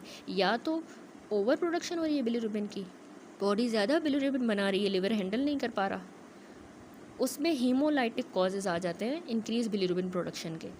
रेटिकुलोसाइट काउंट हमें एलिवेटेड मिलता है, ये मोस्ट कॉमन वजह है, यानी आरबीसी ज़्यादा टूट रहे हैं, हीमोलाइसिस ज़्यादा हो रही है, तो इसमें हमें एक साइन मिलता है, रेटिकुलोसाइट काउंट हमें सीबीसी पे ज़्यादा मिलेगा, तो इसका मतलब है बोन मैरो ज़्यादा कंपनसेट कर रहा है, नए आरबीसी बना रहा है और डिस्ट्रक्शन को कंपनसेट कर रहा है। तो इसकी वजह क्या है, क्यों हीमोलाइसिस है और ये सब, उसमें आरएच या एबीओ इनकम्पैटिबिलिटी आ जाता है, G6PD डेफिशिएंसी भी आ जाता है, या फिर इसमें रेड सेल की डिसऑर्डर्स, ठीक है। तो या तो एक वजह हो गई पैथोलॉजिकल अनकॉन्जुगेटेड हाइपरबिलिरुबिनिया की कि बिलिरुबिन की ओवर प्रोडक्शन हो रही है, उसमें भी हीमोलाइसिस क्यों हो रही है वो हमने देखा। दूसरी वजह है या तो कॉन्जुगेशन का रेट कम हो गया है, अब इसका मतलब लिवर उसको प्रोसेस नहीं कर रहा बिलिरुबिन को, इवन प्रोडक्शन उसकी नॉर्मल हो रही है बिलिरुबिन की, कॉन्जुगेशन नहीं हो रही, तो उसमें क्रिगलर नजार सिंड्रोम जिसमें ग्लूक्रोनाइल ट्रांसफरेज की डेफिशिएंसी होती है, जीन डिफेक्ट होता है एंजाइम में, तो बिलिरुबिन कॉन्जुगेटेड फॉर्म में कन्वर्ट नहीं होती। दूसरा गिलबर्ट सिंड्रोम, ये माइल्ड है, कॉमन माइल्ड जेनेटिक डिसऑर्डर है, लिवर की स्लाइटली रिड्यूस्ड एबिलिटी होती है टू कॉन्जुगेट बिलिरुबिन, लेकिन इसमें इतने सीरियस हेल्थ प्रॉब्लम नहीं होते। तीसरा हाइपोथायरॉयडिज्म, हाइपो में भी मैंने बताया अंडर एक्टिव थायरॉयड है, तो लिवर कॉन्जुगेट नहीं कर रहा, तो ये सारे इश्यूज हो गए, डिक्रीज रेट ऑफ कॉन्जुगेशन, ठीक है।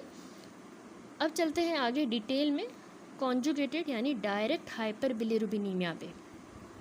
याद रखें कि परसिस्टेंट जॉन्डिस को जो है दो मेन कैटेगरीज में डिवाइड किया जाता है, या तो अनकॉन्जुगेटेड यानी इनडायरेक्ट हाइपरबिलिरुबिनीमिया, जो मैंने यहाँ पे आपको ये सारा समझाया, उसमें भी दो वजूहत हैं कि या तो हीमोलाइटिक डिजीज़ है, प्रोडक्शन बिलिरुबिन की ज़्यादा है, या फिर जो है उसका कॉन्जुगेशन का रेट कम है, ठीक है। तो उसमें और भी वजूहत आ जाती हैं, ब्रेस्ट मिल्क जॉन्डिस भी है, उसमें भी अनकॉन्जुगेटेड होगा, जेनेटिक डिसऑर्डर्स जो मैंने आपको बताया कि इनमें भी अनकॉन्जुगेटेड है, और कंजेनिटल हाइपोथायरॉयडिज्म वगैरह में। दूसरी वजह है परसिस्टेंट जॉन्डिस की कॉन्जुगेटेड यानी डायरेक्ट हाइपरबिलिरुबिनीमिया, ये ज़्यादा कंसर्निंग होता है, ठीक है, और ये कभी भी हम इसको नॉर्मल कंसीडर नहीं करते न्यूबॉर्न्स में, ठीक है।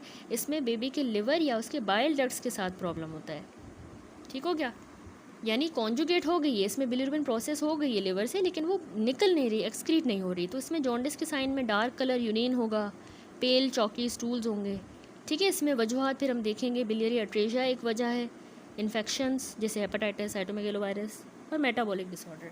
तो कॉन्जुगेटेड हाइपरबिलिरुबिनीमिया में यही समझा रहा है कि जब बिलिरुबिन के level more than 2 milligram per decilitre हों या greater than 20% of the total serum bilirubin से 20% ज़्यादा है, या अगर हम वैल्यू के लिहाज से कहें बिलिरुबिन मोर देन 2 अगर है, तो हम कहते हैं इट इज़ कॉन्जुगेटेड डायरेक्ट हाइपरबिलिरुबिनीमिया। ये हमेशा पैथोलॉजिकल होती है, ठीक है। कॉन्जुगेट हो गई है, निकलने में मसला है ना, तो ये ऑलवेज पैथोलॉजिकल होती है। तो कॉन्जुगेटेड हाइपरबिलिरुबिनीमिया हेपेटोबिलियरी डिसफंक्शन का साइन होता है, बाइल डक्ट्स में, लिवर में, इसमें इशू है, तो एक्चुअली इसमें ना डिफेक्ट आ जाता है या इनसफिशेंसी हो जाती है in the bile secretion, biliary flow में, या दोनों में, बाइल के सिक्रीशन में या बाइल के फ्लो में, या दोनों में डिफेक्ट होता है। तो कॉन्जुगेट हो गई, लिवर ने कर दिए, लेकिन बॉडी से निकल नहीं रही वो कॉन्जुगेटेड बिलिरुबिन। तो conjugated hyperbilirubinaemia usually appear in the newborn infant after the first week of life, जब इनडायरेक्ट हाइपरबिलिरुबिनीमिया जो फिजियोलॉजिकल जॉन्डिस होता है वो रिसीड हो गया, ख़त्म हो गया, उसके बाद ये अपीयर होती है, फर्स्ट वीक ऑफ लाइफ के बाद ये पैथोलॉजिकल जॉन्डिस, ये कॉन्जुगेटेड अपीयर होती है, ठीक है। तो ये इसमें साथ एसोसिएशन में हमें बच्चे में हेपेटोमेगेली मिल सकती है, स्प्लीनोमेगेली, ठीक है, ये एसोसिएशन है, इसमें हेपेटोमेगेली होगी बच्चे को, स्प्लीनोमेगेली होगी, पेल स्टूल्स होंगे, डार्क यूरिन होगा, क्या वजूहत है, मैंने आपको बताया ना कि बाइल फ्लो में ऑब्स्ट्रक्शन, लिवर सेल की इंजरी या जेनेटिक डिसऑर्डर्स वगैरह। अच्छा, बाइल फ्लो में ऑब्स्ट्रक्शन है जैसे बिलियरी अट्रेशिया है, अगर बिलियरी अट्रेशिया देखिए सिवियर और लाइफ थ्रेटनिंग कंडीशन है, बाइल डक्ट इनसाइड या आउटसाइड द लिवर ब्लॉक हो जाती हैं या फिर सही से डेवलप ही नहीं हुई, तो उसको कहते हैं बिलियरी अट्रेशिया। यानी हम वो देख रहे हैं कि बाइल फ्लो नहीं कर रहा, ऑब्वियसली लिवर ने कॉन्जुगेट कर लिया तो बाइल की फॉर्म में ही आगे भेजेगी ना उसको, बिलिरुबिन को, तो बाइल आगे फ्लो नहीं कर रहा, क्यों फ्लो नहीं कर रहा उसकी वजूहत देख रहे हैं। तो बिलियरी अट्रेशिया या कोलिडोकल सिस्ट, कोलिडोकल सिस्ट ना एक कंजेनिटल मैलफॉर्मेशन होती है, ठीक है, जिसकी वजह से सिस्ट बन जाती है बाइल डक्ट में, तो उसको ऑब्स्ट्रक्शन करवाती है, ठीक है। Stenosis of the bile duct, narrow हो गई हैं, बाइल पास नहीं कर रहा। इंस्पिसेटेड बाइल सिंड्रोम, ये क्या चीज़ है, ये एक्चुअली ब्लॉकेज आ जाता है बाइल डक्ट में क्योंकि थिकेंड या हार्डन्ड बाइल होता है, बाइल खुद थिक हो गया या हार्ड हो गया तो उसने ब्लॉक कर दिया है। ये एक्चुअली हीमोलाइटिक डिजीज़ की ही जो है कॉम्प्लिकेशन होती है, ठीक है, जहाँ पे आरबीसी जल्दी जल्दी टूट रहे हैं, ओवरलोड हो गया है बिलिरुबिन का, लिवर उसको प्रोसेस करने में ओवरलोड है, तो थिक और हार्ड हो जाता है बाइल, ठीक है, तो उसको कहते हैं इंसिपिसेटेड बाइल सिंड्रोम।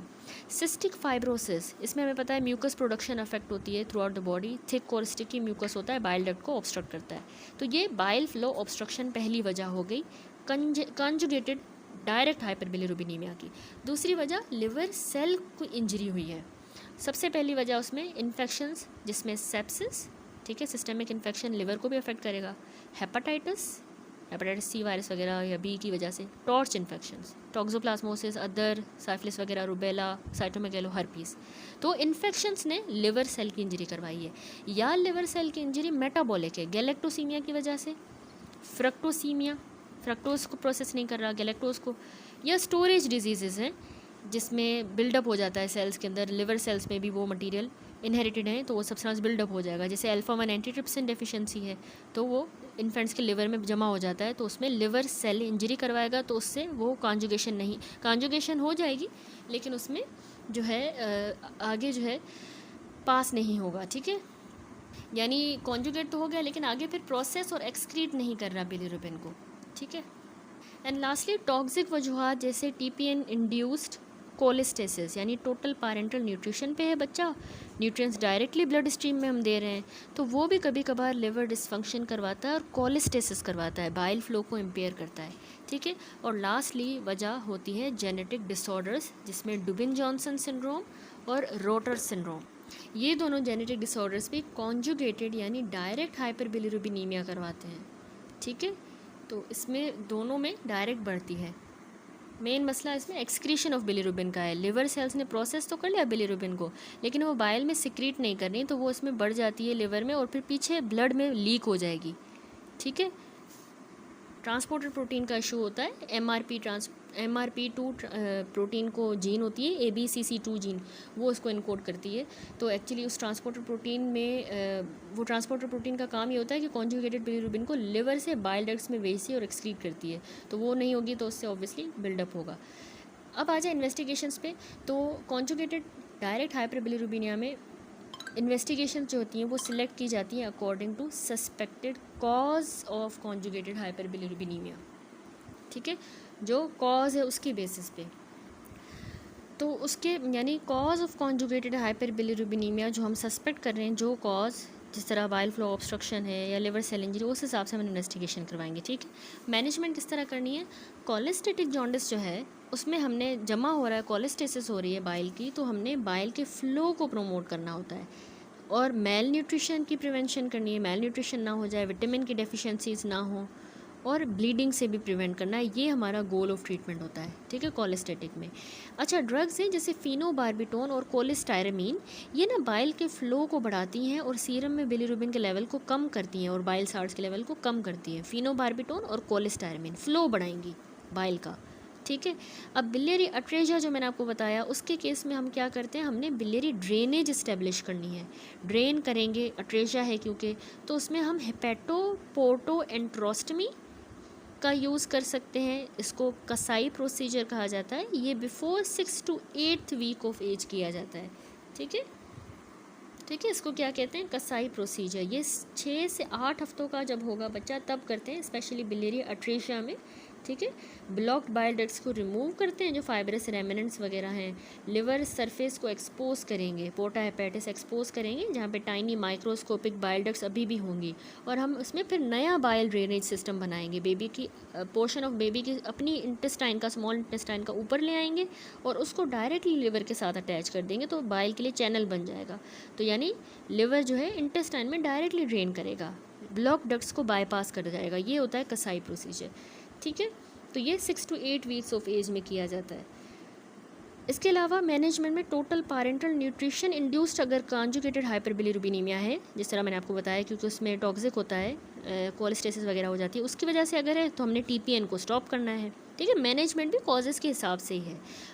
अगर ऐसा केस है कि कोई ट्रीटमेंट क्यूरेटिव नहीं है या अवेलेबल नहीं है, तो लास्ट ऑप्शन होता है liver transplantation. And stage liver disease के लिए यही कंसिडर किया जाता है, ठीक है। जब कोई ट्रीटमेंट काम नहीं कर रहा, क्यूरेटिव नहीं है या अवेलेबल नहीं है, तो हम लिवर ट्रांसप्लांट करते हैं।